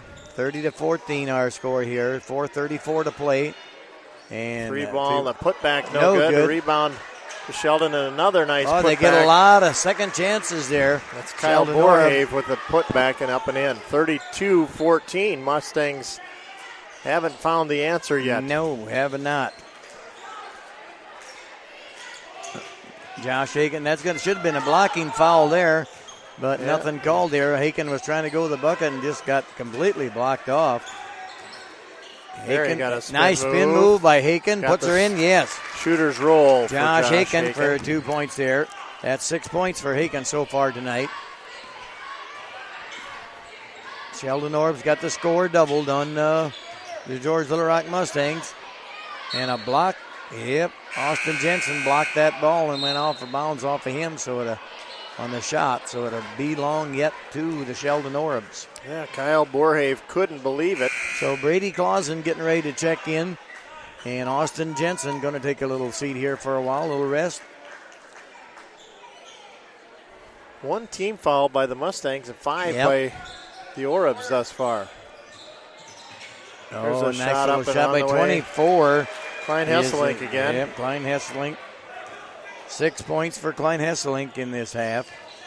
Josh Haken going to drive in all the way. Got fouled by number 2 is Wagner. Sam Wagner picks up a foul, and Josh Haken to go to the line to shoot 2. 16-34 here. Orebs in the lead. Haken's free throws up and good. Count that one for Haken.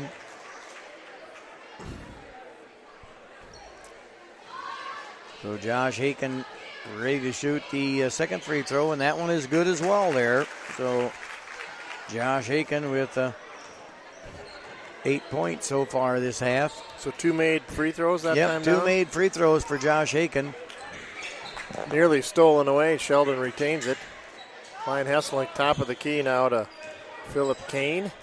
Kane on the left wing now. Pass inside, tipped away. There's going to be a foul on Brady Clausen, reaching over the back there. Yep, Brady whistled for the position foul.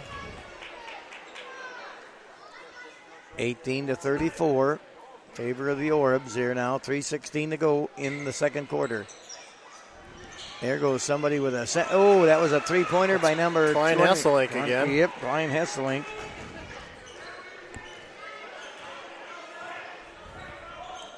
Van Briesen into the game here for the Mustangs. Now over to Josh Haken. Shoots a three and no good. Rebounded by Van Briesen. Van Briesen puts up a little two-pointer, but I think the shot got blocked a little bit. So, Van Briesen's going to get picked up for a foul there. Tried to avoid it. Just couldn't there. So they called Van Briesen for a foul. That's 3 fouls now on the Mustangs, 6 on the Orabs.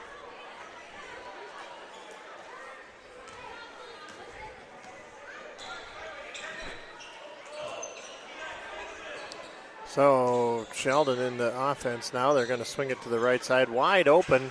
Shot off the glass, no good, but the putback is good from Van Marl. Van Marl puts it in. He got 10 points here so far tonight. Just very matter-of-factly down by the low post there. Van Briesen with a three, no good there. Rebounded by Van Marl.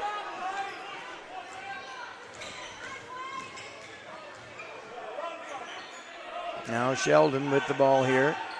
Number 2 is Sam Wagner. And then it's Philip Kane. Van Marl clear to the top of the key. There's Klein Hesselink again. Now they'll skip it to Kane. Kane drives into the paint, dishing out to the corner. Charge call. Dalton Van Briesen got there and stood his ground. That's a heads-up play by Dalton. That's going to be the 7th foul. And I think they're going to move him to the free throw line, aren't they? No, that's a charging foul, so they don't shoot free Player throws. control foul? Yep, player control, so they do not shoot free throws on that. A little bit of a timeout here to wipe up the floor. There's a lot of moisture there. Grease. They got some combine grease over there. That's where the band played. I bet you're right. That grease out of that trumpet. Yep. That's been laying around there in the. So here's Josh Haken with the ball here, bringing it across. Now over to Van Briesen, over to Haken. Now over to Brady Clausen in the far left corner. Lucas Nagel. Van Briesen looked at a three, passes it back out to Jumback. Jumback shoots a three, no good. In and out, man. That's it's a shot you want from him. Here's Murley again. Jumback has missed quite a few threes tonight. He's not on him like he could have been. Van Briesen with the steal. Van Briesen doing a little ball dribbling exhibition there. There goes Nagel down the lane there. Nagel got fouled on the. So that foul's on number 5. Murley. Murley picks up his first foul, so Nagel should be at the line to shoot too. First one is up and good for Nagel there now. Lucas Nagel, free throw. So Austin Jensen getting ready to check back in here. Austin checks in for Brady. Brady Clausen. And Eikens checks in for Jumback. So Jumback coming out. Nagel at the line yet. He gets the chance to shoot one more free throw. 39-19 our score in favor of the Orabs. And Nagel's second free throw is up and good. So Orab's got a 19-point lead here now with a minute to go in the first half here in the second quarter. So here's Murley to Van Gorp. Van Marl will try a three, and that's rattled out no good. 1 minute to go. Yep. Now over to Eikens. Eikens passes into Nagel. Nagel flashes through the lane and puts her up for 2. Lucas Nagel with 2 points there. 39-22, 39 seconds to go here in the second quarter. There's a baseline move, no good. Turned away at the door. Haken with a big rebound there. Now Haken going to drive the lane all the way, passes it out to Eikens. Eikens takes a three-pointer, no good. Jensen just not in the right position there for the rebound, so comes Sheldon Orum's got the rebound there. 15 seconds. There's Van Gorp. Van Gorp. Now to Murley. That shot partially tipped, it looks like. Now Jensen with the Jensen to take it. And the wow, about 10 different putbacks, and they got it to go at the buzzer. Van Marl did. So that'll be 12 points. 12 points for Van Marl that first all half. of them inside of the 4-foot radius. Yes. So it's 41-22 here, our score at halftime here in the Mustang Gym. All right, I'm leaving you to it again. Okay. Pep band one more time, buddy. Okay. We're going to do her then.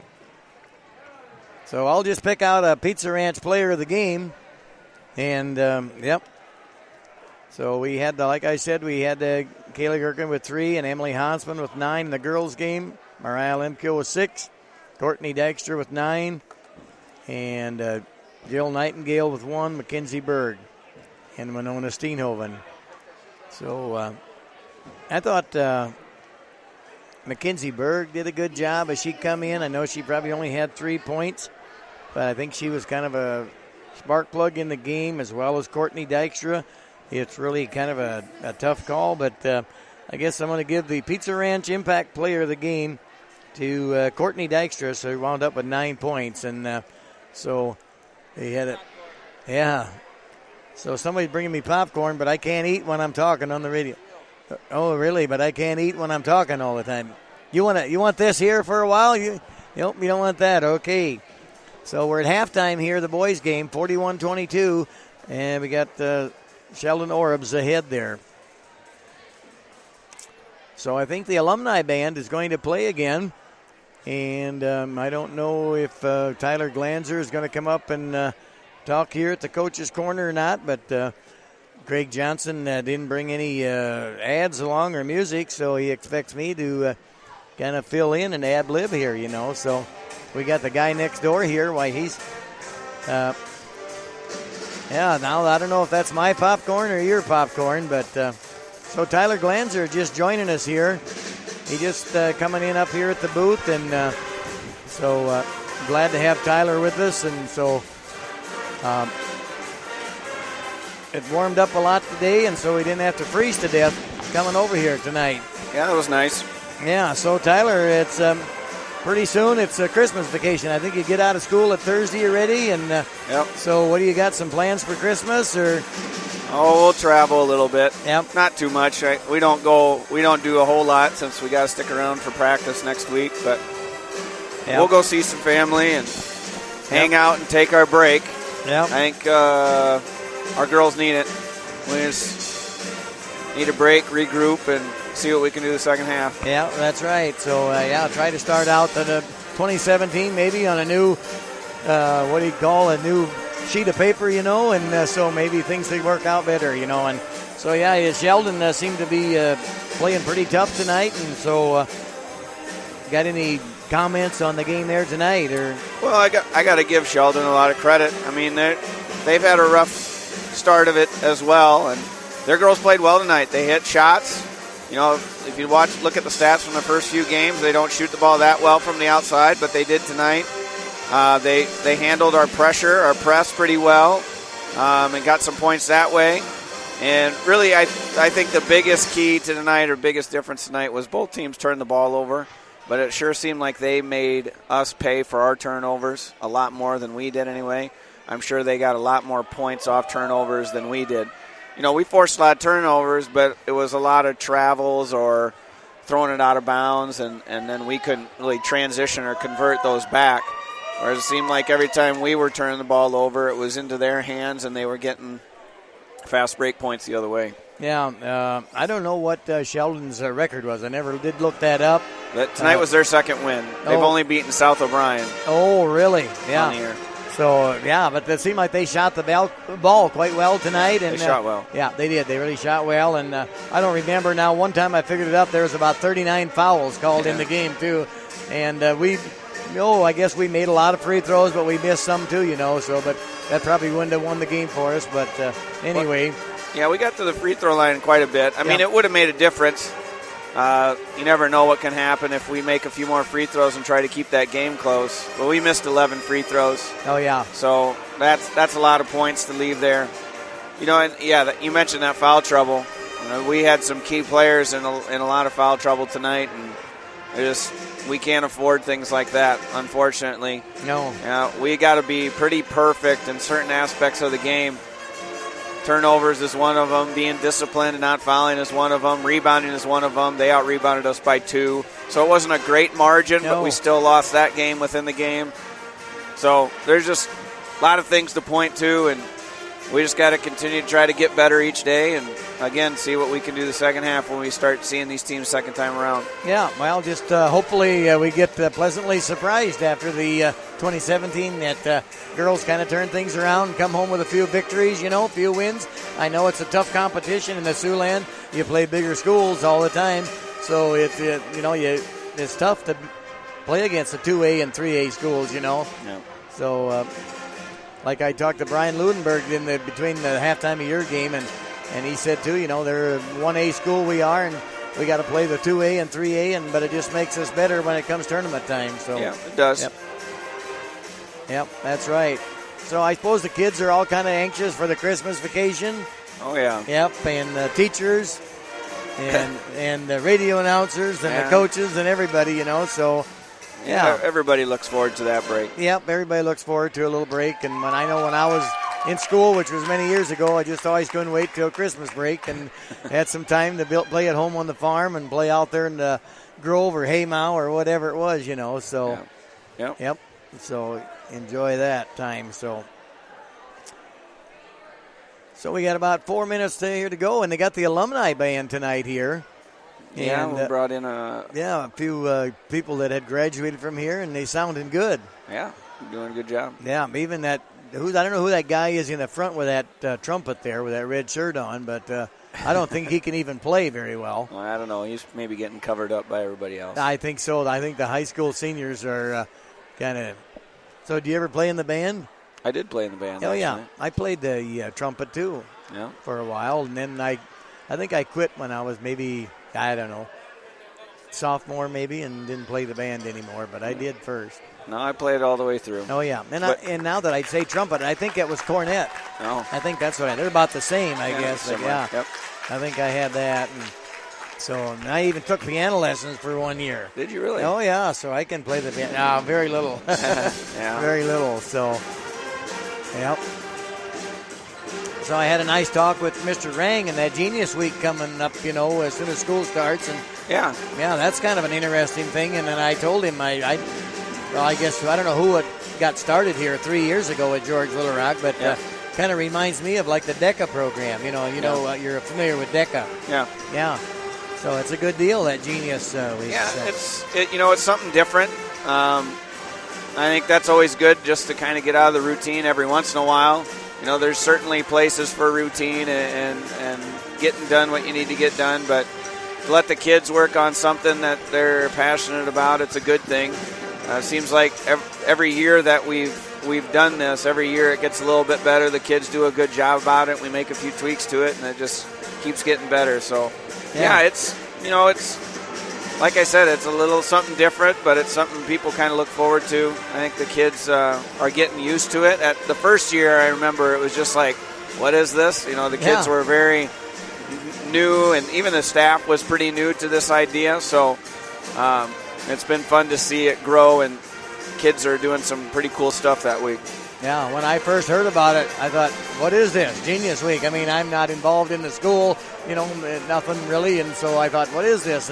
But after you learn more about it, why, it's really nice for the kids to learn and go out and see if they would like to do that certain occupation or, make something better happen in America and around here. So, we got good kids in the central states here, South Dakota, Iowa, Minnesota. Yeah.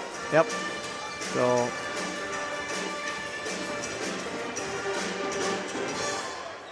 Yeah, the band is sounding pretty good there.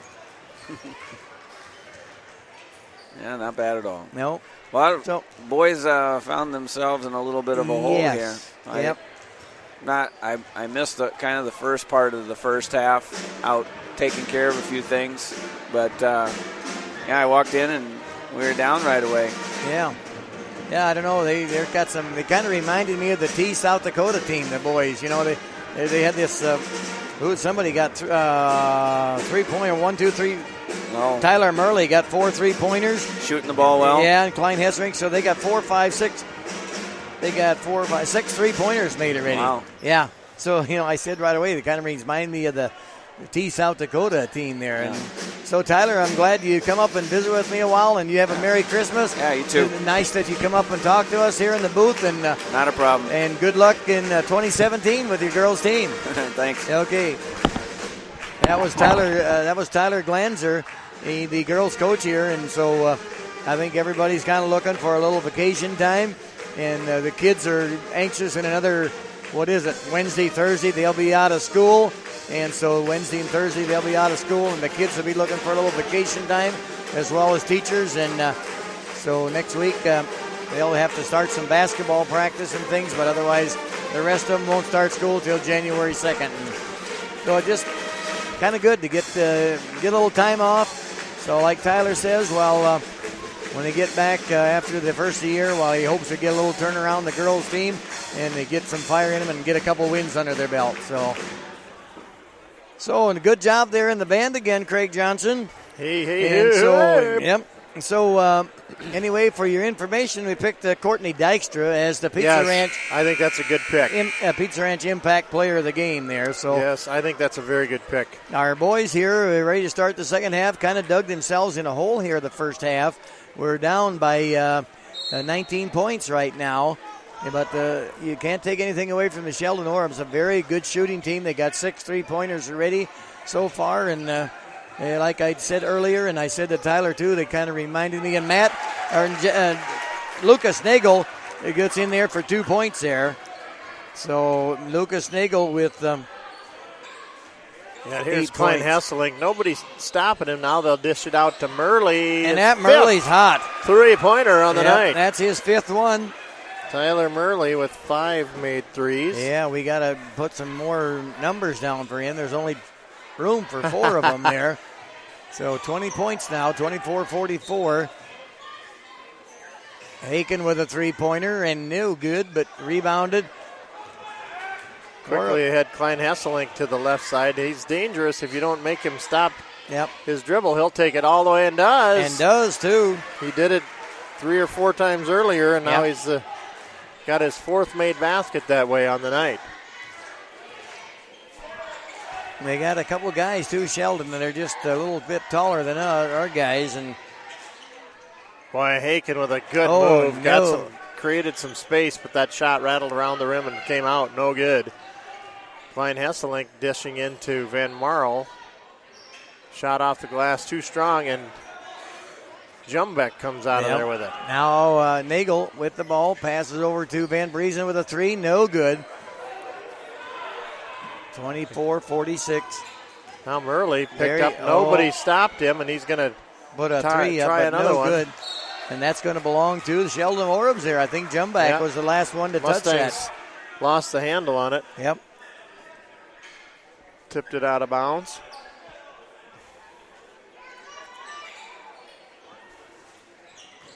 Klein Hesselink takes the entry pass.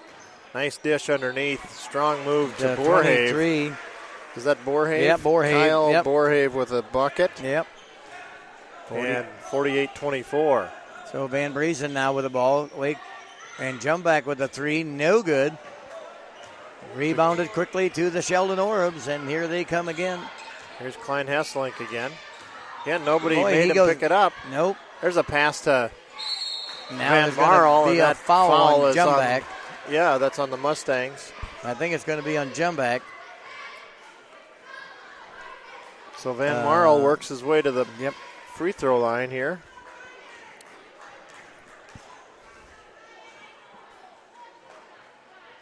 Kind of a high arching free throw, but He is very strong inside that 4-foot radius, but that free throw form is not maybe his best shot there. Let's see if this one looks a lot nice better. One. Nice shot there. That one looks a lot more natural for him, and that one fell right through. 49-24. 13 points there for Van Marl. Nagel. Lucas Nagel. Pass over to Haken. Nagel driving in. Puts a shot up. Always it. Jensen got the rebound, and there's going to be a foul on Sheldon Oreb. 23. That's on Borhave. First foul on Borhave. Van Marl coming out and Devin Johnson coming into the lineup. 49-24. Here's the entry pass. They're going to go deep into Lucas Nagel. Now Haken, left side to Van Briesen. Jump back. And Nagel by the free throw line, Nagel puts a shot up, but no good. Almost reached. Yep. Can't reach for that, and he got out of there. What do we have? We got a foul on Sheldon. Foul away from the ball. Yep. On Borhave. Is that on Borhave? Yep. Yeah. Yep. So we've got Van Briesen coming out. Alec Eikens into the lineup for the Mustangs. Is this your popcorn that sat here? I don't know. Well, all of a sudden somebody said it here. Solomon probably did. Oh, okay. I think you were talking on the radio when it happened. So yeah, you can sure have some. Hey, here's an offer you can't refuse. What's that? There's some popcorn beside you. Oh, really? Now what? Oh, foul on jump whistled back. Away from the ball. He doesn't understand what happened.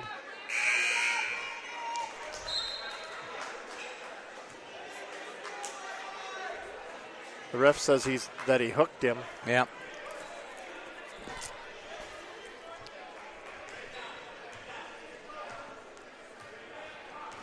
So here come the Orabs. Klein Hesselink dribbling, takes it all the way in. Ball lost the handle on it and last touched it. So it's the one time tonight that he hasn't closed it at the rim. So we got Mustang ball here now. Jump back. Passes over to Haken. Haken getting dribbled, guarded pretty heavily there. Now could just about get a 5-second call there. Pick the ball up. Nagel going again all the way. No good. Nice shot. Nice move by Nagel. Just about steals the ball, knocks it away, but then out of bounds. Good hustle. Yep. Nagel's tired. He pulled his shirt. He said he wanted out of the game. Yeah. So here comes Brady Clausen. He's pretty wiped. Mm-hmm. He has really been fighting out there. Here's a good I don't know if he tip could. Ball from Jumbeck. I thought the same thing. Nagel looked a little white tonight, little peaked, and maybe he's got a little cold or flu or something. And that time Jumbeck made a clear indication of a foul. Yes, he did. Van Marl is going to go to the line, and sometimes you just have to make sure that the shot doesn't go in. That's right. That's the third foul on Jumbeck. Yep. Van Marl's free throw, no good.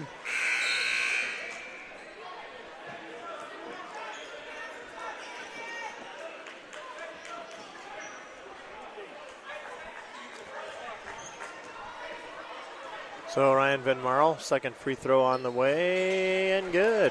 He's 50% from the free throw stripe thus far. We're down to 3:55 in the third period. Eikens in the game here. Van Briesen passes over to Haken. Far left side. Now Haken into Brady Clausen. Brady Clausen passed it back to Van Briesen. Van Briesen over to Haken. Haken looked at a three. Going to drive into the. He got fouled, and he's going to count the basket there, too. Yes, made bucket for Josh Haken.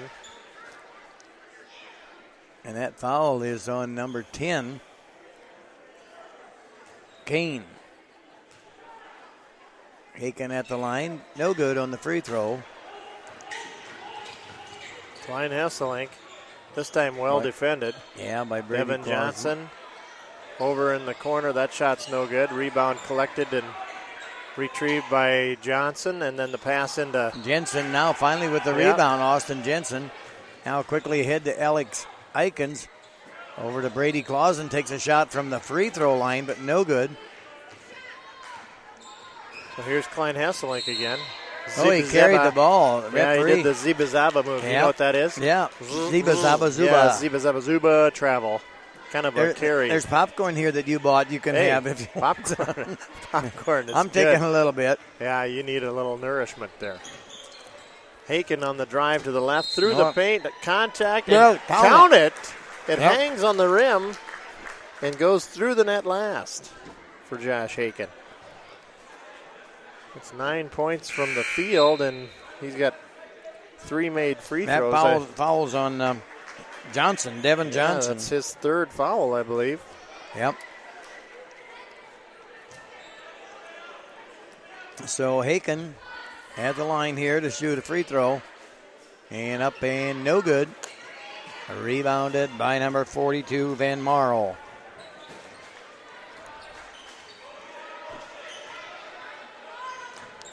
So here's Wagner.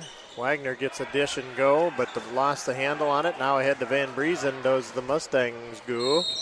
Foul on Van Marl. Turning Van Briesen away at the rim. Yep, so Van Briesen, nope, not shooting, I don't believe, no. Nope, that'll be an on-the-floor foul. That KIWA is over here. And when he was playing in the band, that guy talked to me. Oh, really? Yeah, he offered me quite a bit of pay. Well, I think you should have taken it. Yeah. I think you should have jumped on that. Here's Haken with a 3-ball up and good. It was double what I'm getting here. That's great. Yeah. Well, I would say take what you can get. Take that. Yep. There's Van Marl. Ball stolen away. Good defense there by Brady Clausen. Quick hands from Brady. Back over to Nagel, back to Nagel. Now Alex Eikens, the far left side. Passes it back to Nagel. Van Briesen with the ball. Aiken passes it back. Eikens, no good on the three-pointer. Good looking shot there. Yeah, nice shot there from the corner. Here's Murley. Sheldon Orbs, they move the ball around very quickly. We got a timeout, Sheldon. Yep, Sheldon coach says, I'll have a timeout. Eric Masson. So we're back to where we began at this period, 50-31, 19-point difference here. And we're going to keep it right here. We want to thank our sponsors. Pizza Ranch Impact Player of the Game. We've got Security Savings Bank. We've got WeMoveBins.com, which is Northwest Iowa Grain and Crane. Treeshell.com. Treeshell.com. Don't forget about Treeshell.com. Can't forget about them. Nope. Security Savings Bank. Northwest Consultants. Don't forget about them. Can't forget about them. Hello, basketball fans. Yep, that's right. And you dribble. Am I forgetting anybody? We got, right around, we got Corner Service, Corner in Little Service Rock. in Little Rock. Yep, and the Little Rock Community Foods, good place to get some groceries. GLR. Yep. Here come the Orbs again. Now we're back from timeout. Minute 35 to go in the third period. Klein Hasselink, strong move to the basket. Rattles out, no good. Haken with the ball. There's a foul. Yeah, reached in there, and Haken, but nothing called there now. 31-50 our score. Inside out to Lucas Clausen. Nagel driving the left side of the lane. You going to count that? They're counting the bucket. Yep, count the bucket for Nagel there. He drove on the left side of the free throw line there. We'll take it. 13 points for Nagel. Nagel's at the line, shooting one.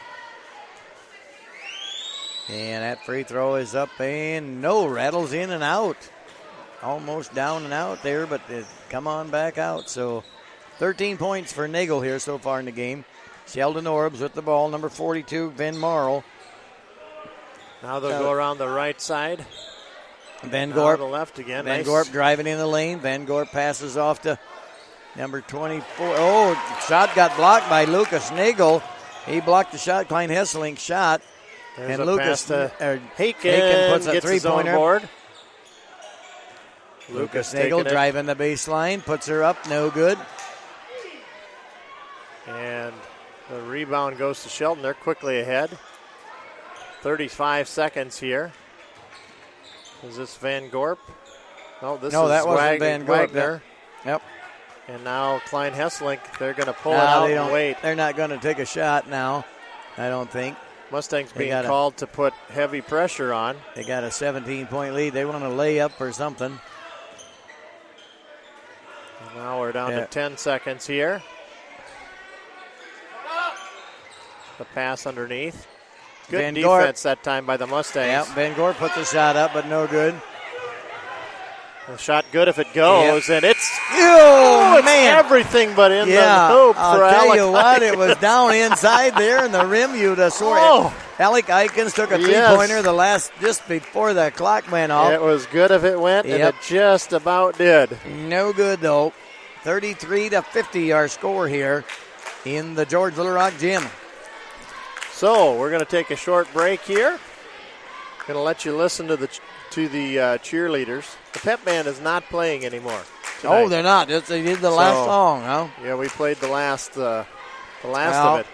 Everybody said the pep band was really good tonight. Well, the pep band was running on all cylinders, I'll Yep, say They that. said they really sounded good and had a lot of volume. Under the direction of Mrs. Shannon Poorbear.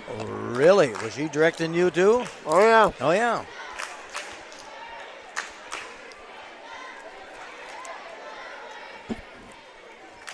Popcorn, I've been eating a little bit there. You know, that I really haven't- hits the spot. Yep. For those of you listening at home, this is what Yeah, popcorn sounds like on the radio. Yeah. Yum, yum. You still like my sweater? I can't say enough about that sweater. Okay. I bet you'll want to borrow it and wear it sometime. I'd be looking mighty svelte in that sweater, buddy. Yep. Devin Johnson So- will do the inbounding for Sheldon as we start our final period of regulation We play. got 8 minutes to go here.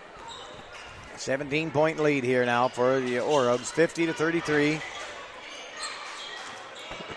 Klein Hesseling Yep. dishing Dribbling off to around. Van Gorp. Gets it back on the right side, takes it down baseline, and then rattles out no good. Foul will be by Haken, I believe. Yep, and then that's going to put 24, Klein Hesselink at the line. Yep, Haken's first foul on the night.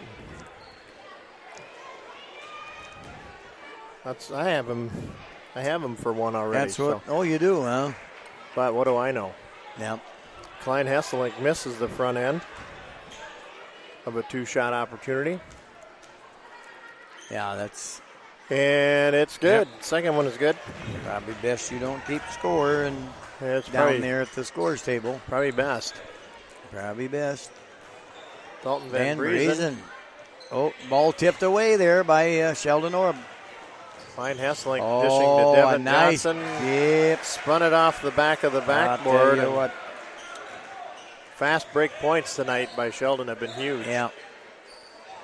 Mustangs But try to just pass it not over there. the top to Yeah, the pass just wasn't there to Austin Jensen. You know, Yep. I mean, just a little out of his reach. yep. If it would have been there, why, he'd have put in for 2 points. Devin Johnson now out to the left side to Wagner. Wow. Up and good. Sam Wagner hits a three. That's his first bucket of the night. 1, 2, 3, 4, 5, 6, Seven. 7, 8 made threes by the Eight. Sheldon Oreb so Yep. far tonight. Shot from Lucas Nagel, no good. Ball taken right away from Jensen. Jensen Had grabbed the rebound. for it. Klein Hesselink nearly got flung out of bounds, but retained his balance and he's dribbled it across the timeline. Devin Johnson now into Klein Hesselink. Stops on a dime, turnaround jumper, and off the glass and good for Jaden Klein Hesselink.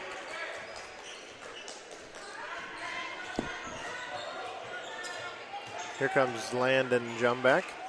Jumbeck drives in, the shot no good. Jensen Hey, with the Jensen putback. with a line, Nice, 2 points. Nice little putback from Austin Jensen there. Mustangs double teaming in the backcourt, trying to put pressure on the Orebs here, cause some problems. Well, here's a drive in by number 2, Wagner. Ball 23. tipped, and then 23 picks up the loose ball. Yep. Borhaven throws it in. Josh Hagan in the lane. Van Briesen looked at it. Lucas Nagel passes into Jensen, but they take it right away, Sheldon Orbs. Yep, kind of snuck it in there, but didn't go. And then the ball falls for Klein Hesselink on the other end. Check that. That's on Borhave. I think that's going to be a foul on Jumback. It is. That's his fourth foul. So Landon having... Eikens coming in as well as Brady Clausen coming in. Lucas Nagel taking a seat. They're going to leave Jumbeck in the lineup for the now.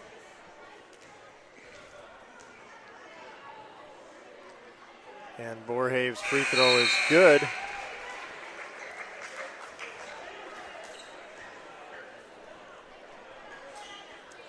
(35-63) here, our score in the Mustang Gym here. Favor of the Sheldon Orabs. Jumback driving in by the free throw line. Eikens with a three-pointer, no good. Ryan Hesselink gets the backside rebound. And he'll pull it out, gets it off to Murley. Murley top of the key. Now they'll just play it around, look for the shot they want. That is a free throw there. No good. Klein Hesselink comes up dry, and Haken with comes the out rebound. of there. Yep. Oh, nice pass up to Jensen, and Haken to Jensen, and Jensen puts her in for 2 points. Quickly up the court was the Mustangs that time. 63-37 our score. 5 minutes to go. Play inside, ball no good. Rebound to Brady Clausen. Haken will take it across the top of the key. Gets it out to Jumback. With a three, no good there. Austin Jensen with a rebound. Austin got shut off there. He wanted to turn around, put it in for 2 points, but number 42, Van Merle, played some pretty tough defense on Austin Jensen. Now over to Brady Clausen from the free throw line, in and out. Just can't get a bucket to fall. Those are all good shots. Very by the good Mustangs. shots. Wide open, Brady Clausen was from the free throw line, just would not drop. So Lucas Nagel getting ready to check back in. Next dead ball. Now there's going to be a foul. Jumback's going to be out of the game here. I think he's going to be sitting on the bench there. Reached through and got his last foul there. Yep, so Van Briesen coming in for Jumback. Yep. Still only the 6th team foul. Yep, both teams have 16 fouls.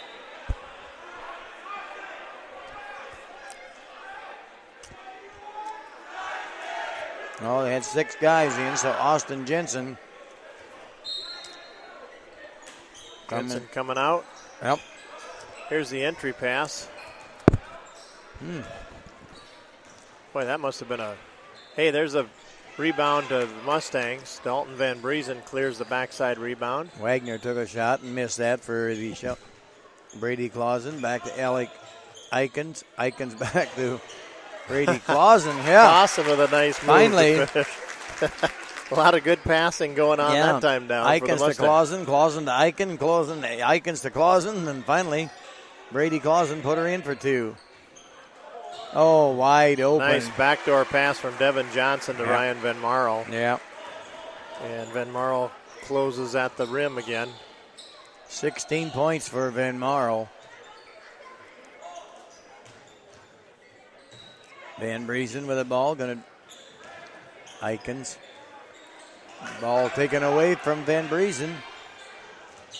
Devin Johnson dribbled it. Boy, just anything is working. Somehow he got that. Anything is just working for Sheldon Orbs, huh? He somehow got that back up to his hands, almost like he soccer dribbled it there a minute, but came right back to his hands. Dalton Van Briesen, the baseline jumper no good. Murley clears the backside rebound. 2:52 to go here in the fourth quarter. 67-39 our score in favor of the Orabs. Ball over the top of the defense. Mustangs come out of there with it and travel by the Mustangs. Brady Clausen.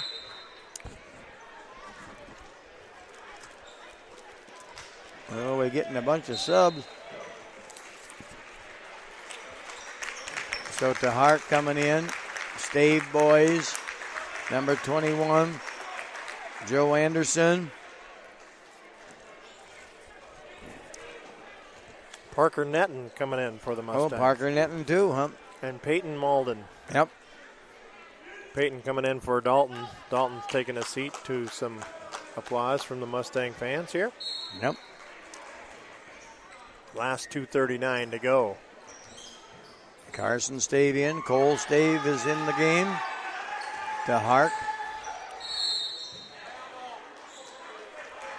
The Sheldon student section have been calling for a player to come into the game, and I think they're going to get their wish here. I'm sorry, it was Parker in the game. Yeah, Parker Netton. Yeah, right. So Sheldon got their wish. One of the players that wants in is supposed to come in for the shooter, I think. And yeah. So that's number 44. He's not on our list. I don't have him down. Rebound to Stave. Yep. Parker Netton now with the ball across the timeline. Parker passes over to number 21, Joe Anderson.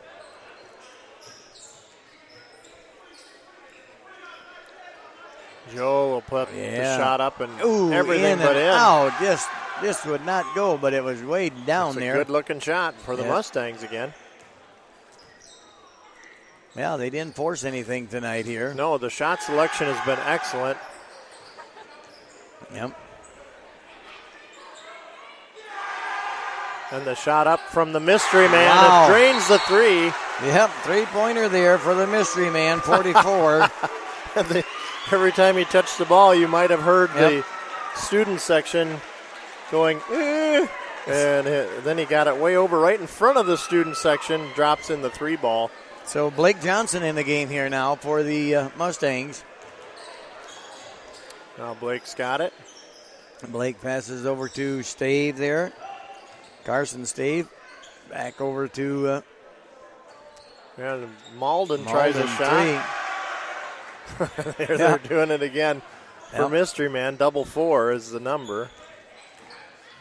And where was that pass? That was a try to get it into 32, Bryant. He's passing Dykstra. that to the referee there out of bounds, I think. Yep. He had Dykstra on a move that Dykstra didn't make. So Parker Netton with the ball now across the timeline. Passes over to number 4, Blake Johnson. And Carson Stave. Ooh. Got him a twisted knee or something there. And he had trouble with his knee before. Oh, Cole Stave there. Down on the floor. Yep. Nope, he's coming off in good shape. He's coming right out. Yep. Joe Anderson coming in his stead. He's heading for the locker room a little bit, or just out in the hallway. Yeah, he's not feeling too good, but I think he's off on his own power. Well, he walked out real good there, Cole did. But, So we're going to have a teachable moment here. A timeout with 59.4. Mustangs trailing 70-39. This is a very good ball club here in Sheldon. Yeah. This was a game that I didn't think was going to wind up this way. I was thinking the game would be, close, at least within 10 points. Yeah. But our boys have played good ball. The shots haven't been falling just maybe the way they have been in the games past. But they have had excellent shot selection. Yes. But Sheldon, very good team. Sheldon, very good team, though, too. Yes, and Sheldon has scored, I would say, at least 20 points, if not 30 or even more on the fast break. They've been just a very fast-breaking team here. Yep. So Mustangs will take the ball here. The last minute here, Carson Stave, no good there on the shot. 70-39, 48 seconds to go here. Oh, nice pass there, but he passed it out of bounds. He got him again. Bryant Dykstra had the Malden. Nice pass underneath. Yep, there's not to Malden, it's a Dykstra. Yep. Excuse me. 30 seconds to go here. Oh, stolen away. Blake Johnson tried to sneak one over Steven Van Materen. Van Materen a little bit taller, 6'1" on Blake. So took the ball away. Here comes the student crowd again when our mystery 44 man gets the ball. They scream. Let's see if they can get it to him, and maybe he Yeah, can do he's one kind more of thing. smiling out there, 44. No, they're not just going to gonna take hold a it for shot. one Hold it, last and shot. that's the end of this ball game here, 70-39 in favor of the Sheldon Orbs here now. So that's the way we wound up here tonight in George, Iowa. The Mustangs got beat by a very, very, very talented Sheldon team. A team that runs a lot of fast breaks, gets down the court very fast, and that's how they scored a lot of points, like Craig said. So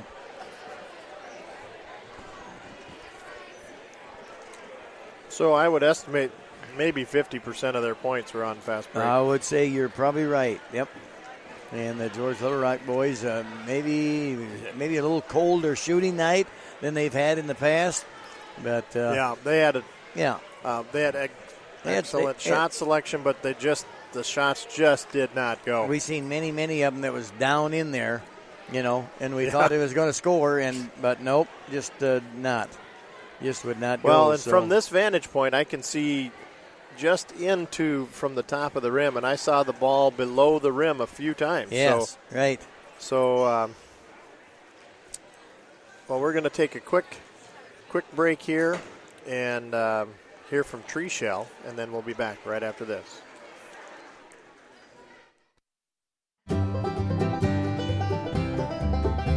When you need a case for your computer, treeshell.com. For your iPhone, iPad, and iPod, treeshell.com.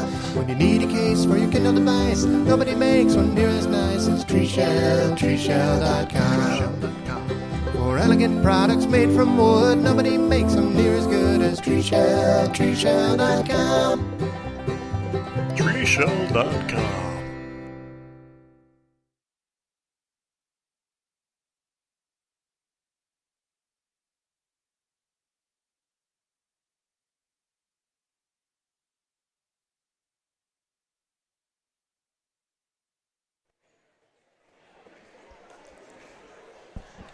Well, we're going to wrap up this broadcast, the final sports broadcast of the year. We are going to have the Christmas concert rebroadcast during the Christmas week. So that'll be happening, I think, maybe even on Sunday. Oh, really? Where we're going to broadcast the Christmas concert that our GLR High School choir and band put on. Very excellent job. And that'll be aired on our sister station, KIWA. I believe it'll be aired this Thursday. Oh, yeah. On KIWA. On But KIWA. check your local listings. Yep. Not available in all states. No. But we are going to pick our Pizza Ranch Impact Player of the Game. Any closing thoughts, John? No, I think it kind of said it all. As our boys played a pretty good game tonight. Just had a little trouble basket going in there. It just, took good shot selections, but maybe not their best shooting night. So, and Sheldon, very, very, very good team.